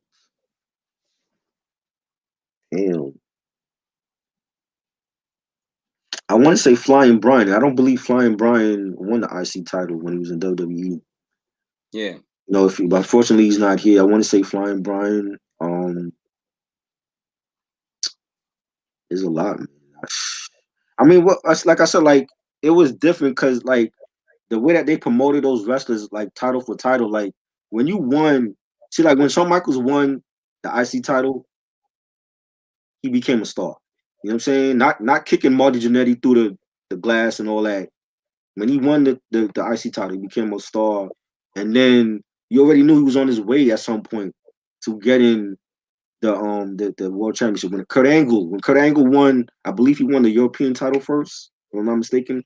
You knew at some point Angle was going to be a champion one day. That's how they used to do it. It was like belt by belt, depending on what belt you won. You knew at some point they was gonna get to the top. They don't do that no more. You know what I'm saying? Now it's all about story and popularity. You know what I mean? And they have to go back to winning. It's glorified. Yeah, it got to go back to the belt ranking. You know what I'm saying? Like a wrestler Seth Rollins. He accomplished a lot early with the Shield. You know what I'm saying? And when they broke apart and started doing this solo thing, it's like you knew at some point Seth is going to be the heavyweight champion. You know what I'm saying? But they got to go back to that ranking where, if you win like the 24/7 title, at some point you can get a crack at the IC title. Then if you win the IC title, at some point we're going to give you a title shot for the main championship. I think that's what they need to do now. Brother team. What's your favorite brother team? You know they used to have a lot of brothers. Team. Right now, I want to say my favorite brother team is the Uso brothers. I love them. Jimmy and Uso. I think they remind me of old school tag teams. You know what I'm saying? Okay. And it helps that they're brothers too. The Hardy Boys definitely. Hardy Boys is dope. Great tag team. They had a lot of great matches, especially with the ladder match with the Dudley Boys and Edge and Christian back in 2000. Yeah. You know what I'm saying? Who else? The Steiner brothers. Steiner, definitely some legends. There's, you know what I'm saying? Like they definitely were some great brotherly tag teams. You know what I'm saying? I'm probably missing some other tag teams. What's the brothers that were deep, man? It was like 20 of them or something. That wasn't. It was for the Hot Foundation. It was only 4 of them, right? Or 5? Yeah, but they had other family members that were wrestlers too. Well, I don't think all of them went pro, but they knew how to wrestle though. Oh, okay. Because I remember like 3 or 4 of them. It was Brett and Owen, but then you had there was other brothers that knew how to wrestle. They had a match. I forgot what Survivor Series it was. It was a Survivor Series where Brett had his whole team of his brothers with him against. I think Shawn Michaels had a team. I want to say it was 93 or 94, and Shawn Michaels' team got wiped out. You know what I'm saying? By all the brothers. It wasn't just Brett doing it. Like his all the brothers that you didn't hear about wiped out Shawn Michaels' team. But then you had not the siblings, like the extended family because of marriage. You know, like Jim Neidhart was an extended family member. You know what I'm saying? And Davey Boy married, I think, but one of Brett's sisters. He was an extended family member. So they came into the fold after a while. You know what I'm saying? Davey Boy Smith. This is Davey Boy from British Bulldogs when they were always going at the Hart Foundation. Oh, snap, the British Bulldogs. Yeah, later on. So then you had those. So it's the Hart family. The Hardy Boys? Matt and Jeff, they were great. Yeah, Matt and Jeff definitely. They still Jeff Hardy is the IC champion on SmackDown right now. Oh yeah. Yeah, but it's not the same though. You know what I'm saying? Like again, the title is a brand new IC title. It's not like the same one from back in the days. It's a different era of wrestling right now that I don't really care for. But every now and then I check it out. How many was it? The Von Erichs? How many was them? You remember the Von Erichs? Yeah, I remember them. I wasn't. That was back in the day. That was a long. Yeah, I wasn't like up on them like that. I remember Terry, and I think one of them died, yo. If I'm not mistaken, I think it was another. Yeah. I think a couple passed. That was like back in the day, you know what I'm saying? Yeah. It might have been the first brother group gang. I mean, never was wrestlers or something. I don't even know. Yeah, Triple H and Jeff Hardy. That was a good match. I think that was on SmackDown, if I'm not mistaken. That was a good match. I remember seeing that match. I had the wrestling rings. I had the because it was 2 wrestling federations, right? There was WWF and it was WCW, right? Yes. I remember I had both the rings. I remember having the men didn't move. They just like this. WCW, they were underground. WCW was underground, kind of. Yeah. It's more the underground rapper type of thing. You know what I mean? Right. Oh yeah, Jericho is a legend, definitely. and I thought he was a legend even in WCW before he came over to WWE. You know, Mm. he had a lot of great matches, and he was the first undisputed champion in WWE. Yo, Ronnie, he goes Ronnie coming with all 90s kinds of Snoop Dogg or 2000 Snoop Dogg. 90s too.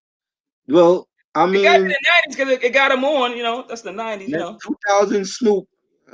Listen, like I always say, like after Death Row, that's to funny. me, That was Snoop made the best stuff on No Limit. I think those 3 albums on No Limit were great. It's the problem after he left No Limit.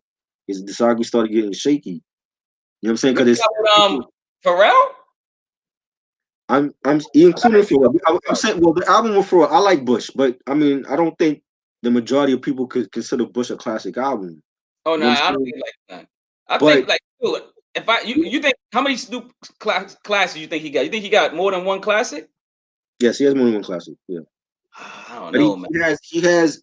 See, Doggy Style. See, I compare Doggy Style to Illmatic because people feel like Nas. They always compare Illmatic. They'll always pair Nas with Illmatic, but they don't talk about it was written in another album. Same thing with Doggy Style. Doggy Style is classic. After Doggy Style, I get it. what's the classic album that people know? Is it? I've heard people say Dogfather was a classic. You know what I'm saying? I like Dogfather. I was gonna say no. I was gonna say that. I like Dogfather. I mean, for me, Last Meal to me is a classic. I enjoyed the other 2, Top Dog and The Game Is to Be Sold Not Told. I thought those were great albums too. A lot of people might not feel that way. It gets shaky because like when you got albums like The Blue Carpet Treatment, that was a great album. When you got Rhythm and Gangster, you got Malice in Wonderland. All those albums that he dropped, it hit or miss for a lot of people. So it might be famous for me, but it ain't gonna be famous to everybody else. You're right. You're right. You're exactly right. You They know are what I here for the whole hip hop community because it depends on the year he came out. Like some people didn't like his run Right. with Master P. You love his run with Master P. You know what I'm Right. saying? So like it's just 90s Snoop is when he made his name, but 2000s he was hit or miss though. yeah. You know what I mean? Yeah. Even now, it's like, what's the last solid album Snoop dropped? Solid album? Shoot, You know man. I didn't check for that gospel album, and I didn't check for it. I listened to like 2 cuts, and I was like, I can't listen to this. Right. He did a country one too, right? Did he do a country album? Did that come out already? I know you said he was doing a country album. I don't know. Maybe. I'm thinking that. I thought he already came out. I'm sorry. That's why I'm not checking for him. He's just doing it's too crazy. The Never Left album. I didn't hear that one either. Like it's been a minute. Like I haven't been like to say like yo, I can't wait for a Snoop album to drop. It's been years, yo. Like I want to say since Blue Carpet Treatment.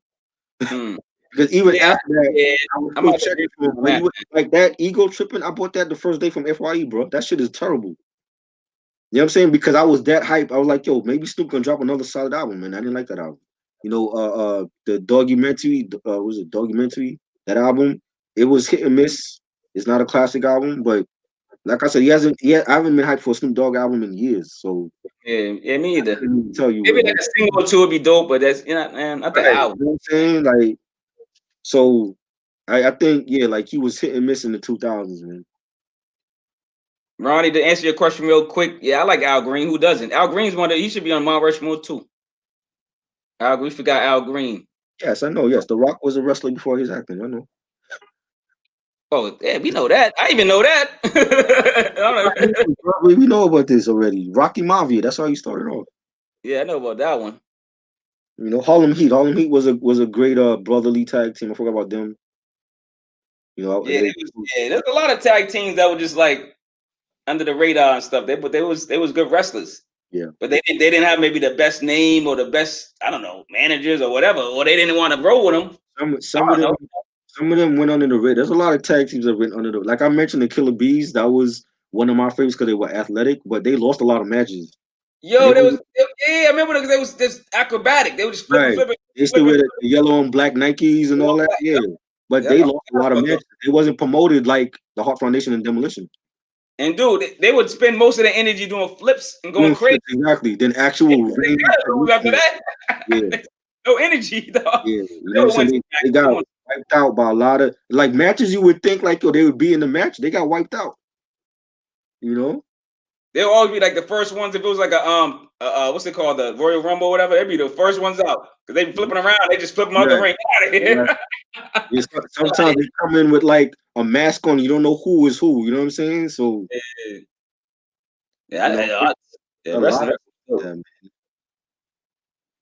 I like those old TNA matches, like the Ultimate X matches, straight fire. Where TNA was dope. I used to watch some of that. Mm-hmm. You know. Yo, Ronnie, I gotta ask you. You Ohio players? What's Ohio players? Is that a rest? What's that? No, he's asking, do you like the Ohio players? That's he probably made a mistake. Yo? You got that? Yeah, the Ohio players, the soul group. Oh shoot! Okay, I'm like, woof. I'm like, I ain't gonna lie. I'm out of track on that one. He got me on that one. He got me on that one. Word. What was their hits? Give me some of their hits, man. Cause maybe I know them and not. And I'm blanking. I'm drawing a blank. I wasn't big on the Ohio plays, but that's what I'm saying. I'm like, what? He got me on that one big time. You know, I probably know some of their tracks. Matter of fact, they got Fire. You know Fire? Oh yeah, I know these dudes. Love Roller Coaster. Yeah. Okay. Oh my bad. You know what it is? No. Okay. Yeah, no, I know. You know, this is record player days. My bad. Because like the way you just ask random questions, they dope, but it's like we be talking about something like in the 2000s, then he bring it back to 1970. I'm like, oh, who's that? Who? So, right. I get it. Okay, I got it. Yeah, I like them. They were dope. You know what I'm saying? My mom, you know, my mom's, you know what I'm saying, got me into all that music. Dog, listen, I'm telling you, I had my daughter to the Whispers, man. Yeah. Facts. People like the Whispers. Like people like Whispers. That's a good brother group. So speaking about the Whispers, that's my favorite old school group, the Whispers, man. Yes. What? Definitely. Come on, man. Come on, man. I don't even want. If I start singing, this glass is gonna break. Goddamn it. But they were dope, man. Okay. Yeah, I listen to them like to this day. I still listen to the Whispers. I could be listening. I'm like, to put the Whispers on while I'm chilling or something. You know what I'm saying? Yeah. So, favorite Gap Band song. Yep, Gap Band was dope. I love us Outstanding. I love Outstanding. Yo, didn't somebody just pass from the Gap Band? Because I was playing all that music. That was Cool in the Game. Oh, Cool in the Game. I'm sorry. Don't let me. Yeah. Ronald, is it Ronald Bell? I think Ronald Bell had passed away. Ronald Bell. Yeah, I'm sorry. Brother of other Bell in the group, Robert Bell. Yeah, Robert Bell or something. Yeah. But yeah, like I'm in there, man. Like, dog, we grew up in this, and even if like we grew up with our mothers and fathers listening to this stuff, and our aunts, uncles, grandfather. So I'm telling you, we was in a perfect age. We grew up in all that, and then hip hop took over. And that's how it should be going on now. The parents need to be playing the oldies around their kids now. Like, yeah, if you want to have your kid listen to Migos and Cardi and Megan, that's cool. But play the classics alongside those other artists so that they have that balance. Listen, I don't feel like they have that balance now. My daughter is 21, and all I played was the hits that we're talking about, the Mary, the EPMDs, whatever you want, whatever. Even like the Whispers and Stevie Wonder, and playing all that. You know what I'm saying? So she knows that her father is a musical, you know what I'm saying, dude and stuff. Right. But when she like now, man, I can't mess with my daughter in music, man. I'll be ready to bring out the belt again, dog. She's like, I forgot who she was talking about, and I was like, who? What? Like I argue with her all day if she bring up like some of these new people, and I'm like, yo, you gotta get out my car. And I'll be on the highway with her. I'm like, you gotta get out right now, dog. Open the door for her. Get out. Yep, put the door. Get out of here, dog. You know what I'm saying? But I can't. Some music be dope, but I can't. Shit. But I'm like, yo, you grew up with me. You know what's good music.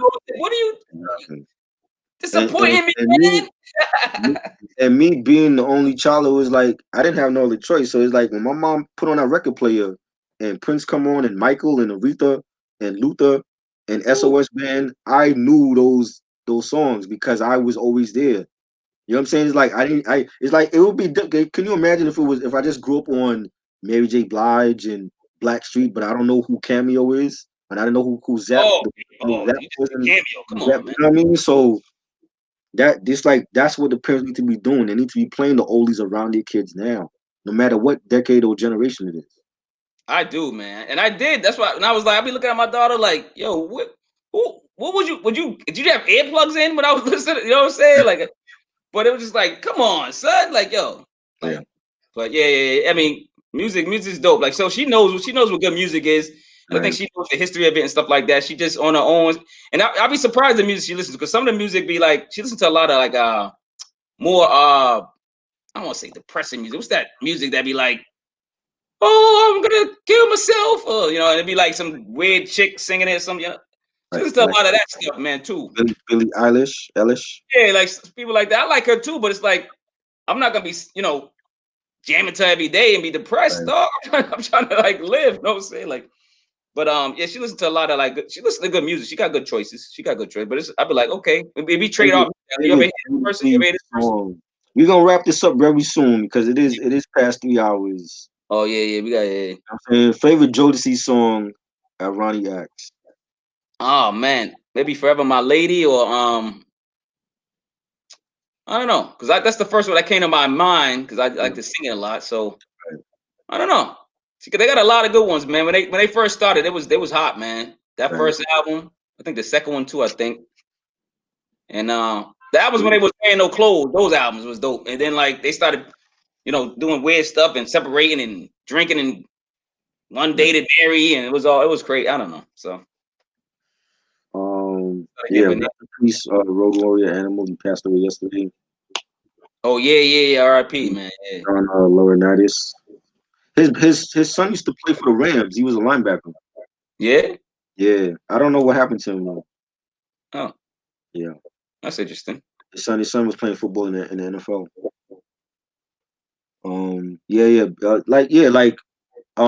That's what I'm saying. Like, yeah. What just came? When did he come in? Wacker was here before, and then he left. It was okay. I'm like, man, he just came out of nowhere. like playing like the joints around them, so they are familiar with it, and still having that balance of today's music and back in the day. That's how I feel like, yo, these kids would know more about, you know, a person like Janet Jackson, and they will have to say, oh well, I think Missy would wipe the floor with Janet and the super, you know, shit like that. Yeah, you're right. They knew their history, right? And know what's funny though, because like, yeah, we knew our history, right? Right. But it was never jammed down our throats. I don't think my mother was like, you better listen to Stevie Wonder. You know, it wasn't like that. It was just good music was on. And then when I grew up and became my own man, I went back to that music because it was good music. Right. And then like sometimes like the rappers use samples. I go, oh, what was that from? And I go, yo, that was from so-and-so. Then I go back and listen to that album. Right. You know what I'm saying? With the samples and stuff. So especially James Brown, a lot of rappers, you know, sample James Brown and stuff. So right. See, but it was like for me, it was like I wasn't touching the record player. I couldn't reach it. So when I'm a shorty like 4 or 5 years old and the records are being played, I'm like, yo, like I knew who those artists was, and then when I would go to the record store with my mom, I'm like, couldn't touch the records anyway, because we was scratching, we get killed. Right.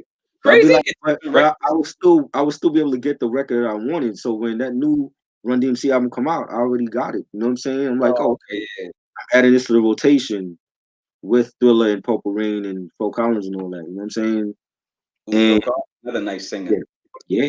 You know what I'm saying? And that time was just a magical time for any music fan. You know what I'm saying? So I feel like I grew up in a great era at that time. And you know, and even when Thriller came out, I didn't know who Michael was before Thriller, but I knew when I saw that Beat It video that he was somebody special.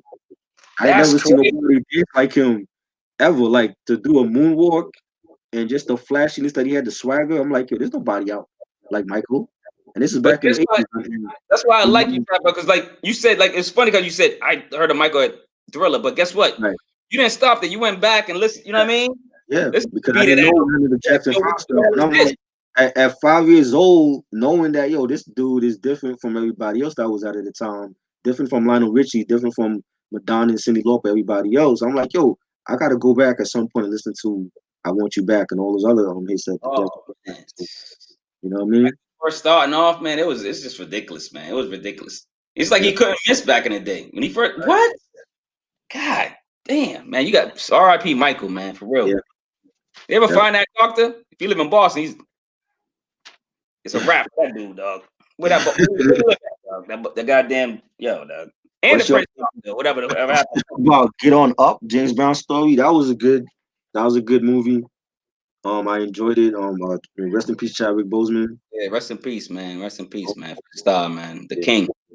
Definitely. I heard he was a good dude too, man. Yeah, definitely. Yeah, but then it's like, okay, when 10 years from now, yeah, when we everything is gonna age at some point. So the music that's out in 2020 will be aged by the next 10 years. So when we go into 10 years, if we all still here, what are we gonna think about the music that's coming out that was out in 2020? You know what I'm saying? If it comes to hip hop, I really believe the albums that I've been reviewing that's like that everyone's really talking about will be talked about, and they might not be like, oh yeah, that was a classic, but it's gonna be brought up in conversations like this, right? Because most of the artists in 2020 either is in a group or has something to do with someone else's success or something. Right. So they're gonna be like, say I'm just gonna make something up. Say Benny the Butcher's he makes 3 classics coming out or something, right? And everybody talks about him 10 years from now, right? You think they're not gonna bring up Conway and West Side Gun, Flea Lord, and all them people? They're gonna bring up all these people, right? You know what I'm saying? Then they might go, oh yeah, Flea Lord was dope. He's the only rapper that did an album every month, right? Or something like that. Like it's so will their music stand the test of time? We gotta wait, man. But I right now I feel strongly about it. The ones that's hot right now. I mean, I don't know. We just have to wait and be in the moment and not try to rush history. Yeah. Of course. You know what I'm saying?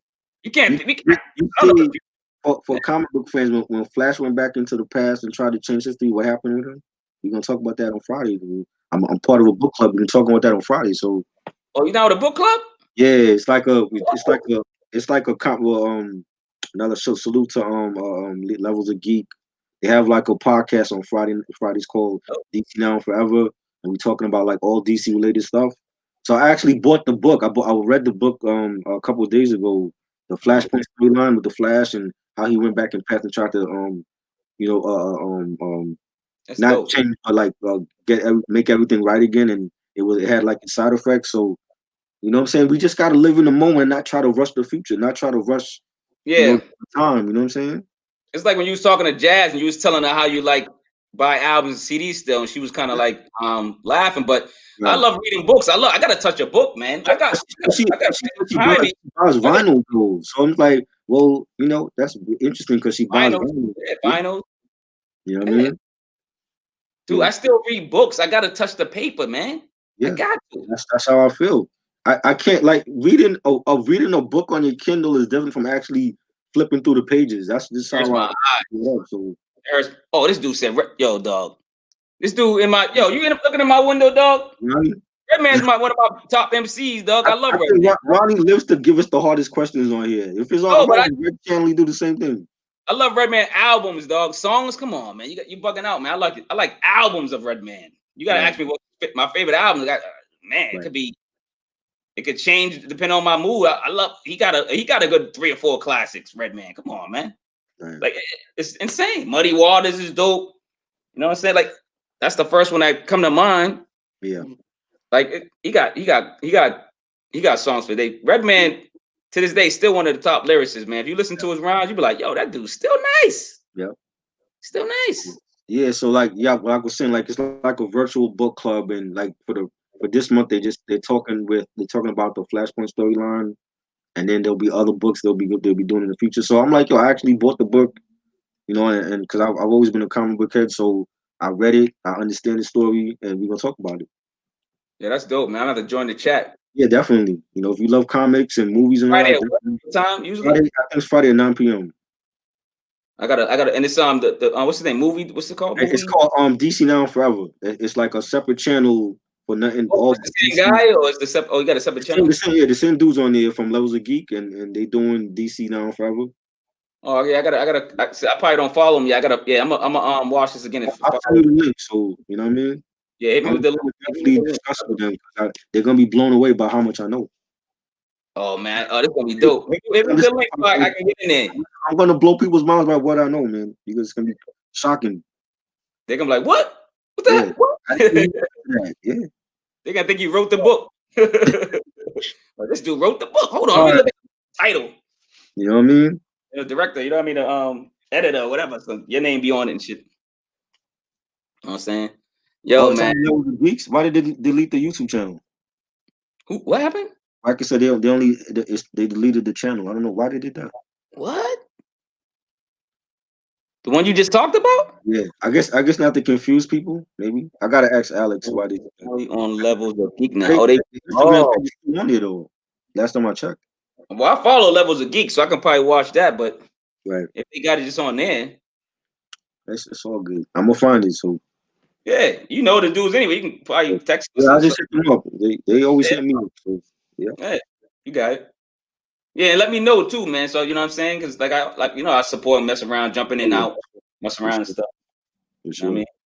It's fun. It's fun actually, like talking about comics. I ain't do that in years. So yeah, me neither. That's why I said I'm lost. I can't go on. I just be in the chat, chilling in the cut. Movies. I've always discussed movies with friends and all that, but like comics, I don't remember any of my homeboys now that still like read comics. So dude, comics. I used to collect them like crazy. I still got some. They just packed away. I don't even know which ones I got. Right. Oh yeah, you got to check that out then, guys. You might be having. Probably got some gems, dude. I never had them nice, tight, and all that. I got those baseball cards, football cards. You know, I got all that. I used to be a collector, but I just stopped. Oh, yeah. Like I said, I tell you, I just I don't know, man. Girls took over, man. It was a wrap, man. Right. So you never thought about like putting all that stuff on display like at the crib? No, I'm waiting till I get a right now I'm still renting, so I'm looking for a home right now. Okay. And once I get that, I'm setting up. Oh, yeah, for sure. And instead of like corny backgrounds like this, is gonna be like real records and real whatever. People see your interests and stuff. So. Yeah. You see like figures and stuff, all type of stuff. Yeah, you see the real me. Right. But here, I'm not getting set up here. I'm not doing that, man. Okay. Not right now. Yeah. Oh, you said he couldn't handle 2 channels. Okay.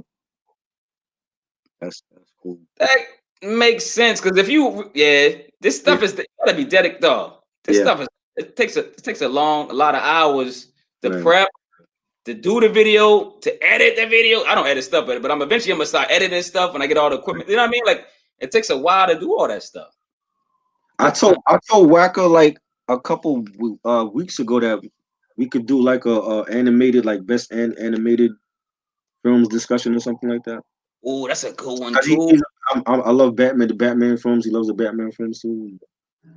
You know what I'm saying? So I mean, Wacker, if you still down, we could do that too. What's like when you say that? Do you mean like animated? I mean like not just Marvel or DC, but like just animated films of like all time, like your favorite animated films growing up. Like Ninja Scroll? Huh? Like Ninja Scroll?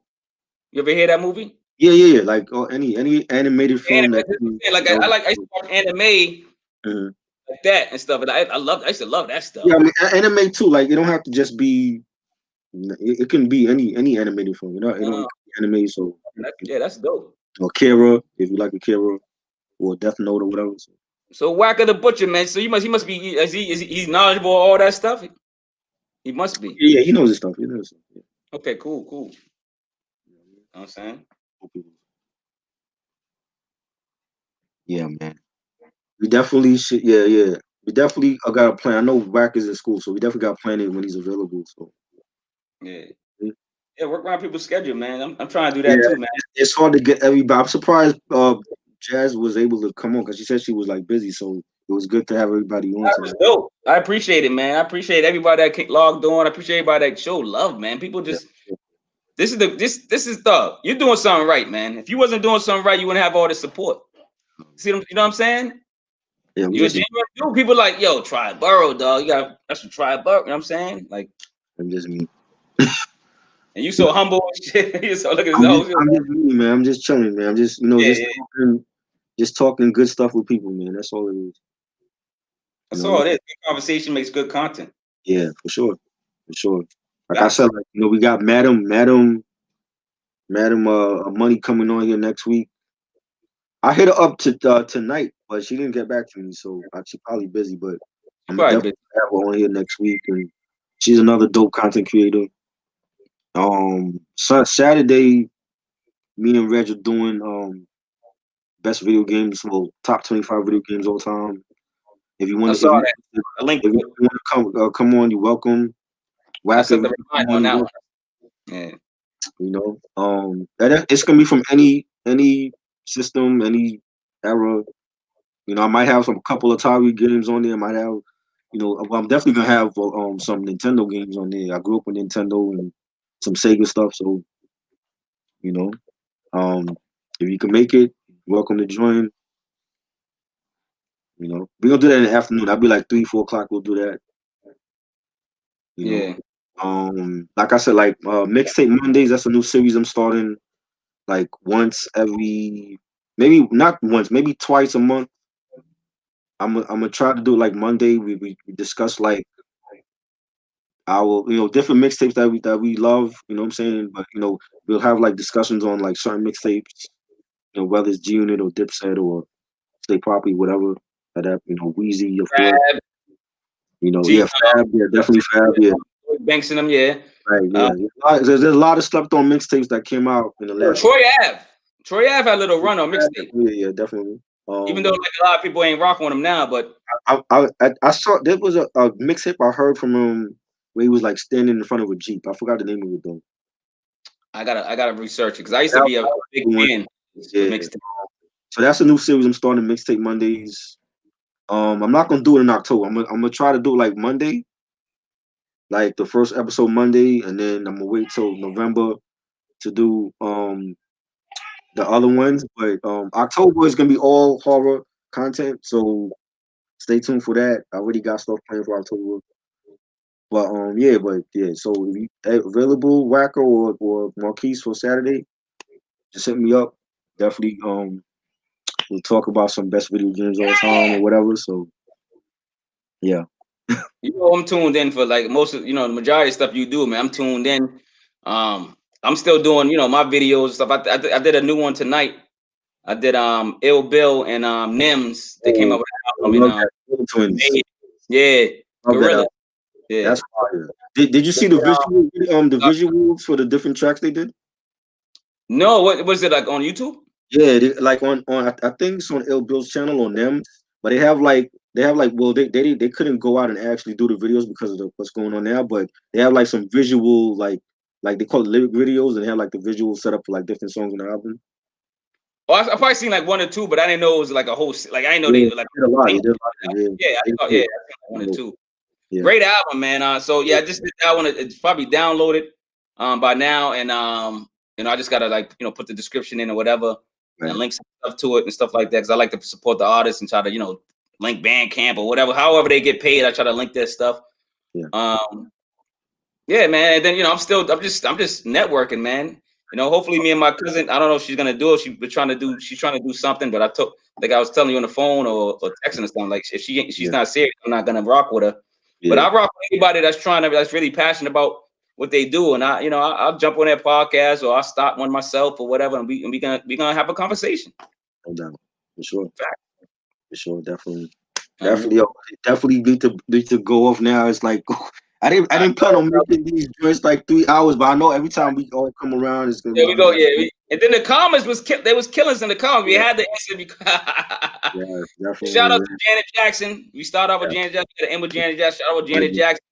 Legend. And you know who got to relax. You know who got to relax. Yes. Swizz Beatz relax.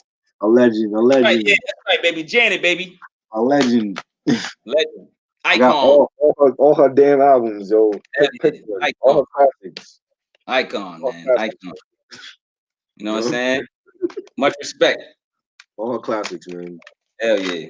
I got to put respect on Jenny, you know what I mean? So come on, dude. You already know that.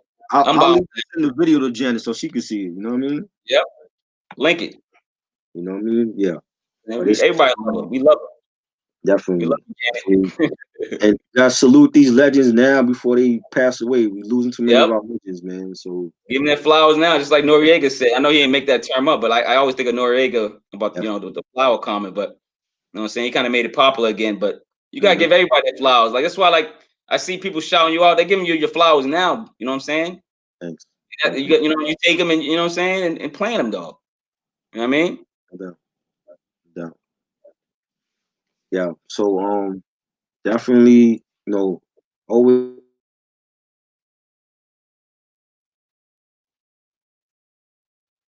You froze, Try. Oh man, he froze. Oh man, I think he froze. That might be the end right there. All right, shout out to Tribe. If this is still recording, shout out to Triborough. Shout out to everybody in the comments. Shout out to New York, Boston, everybody where you're from. Shout out to Real Conversation, Real Love, man, and giving people their flowers when you can smell them. Try, you there? All right, man, I'm out, man. Try, all right, man. I get it with you, man. Hit me up.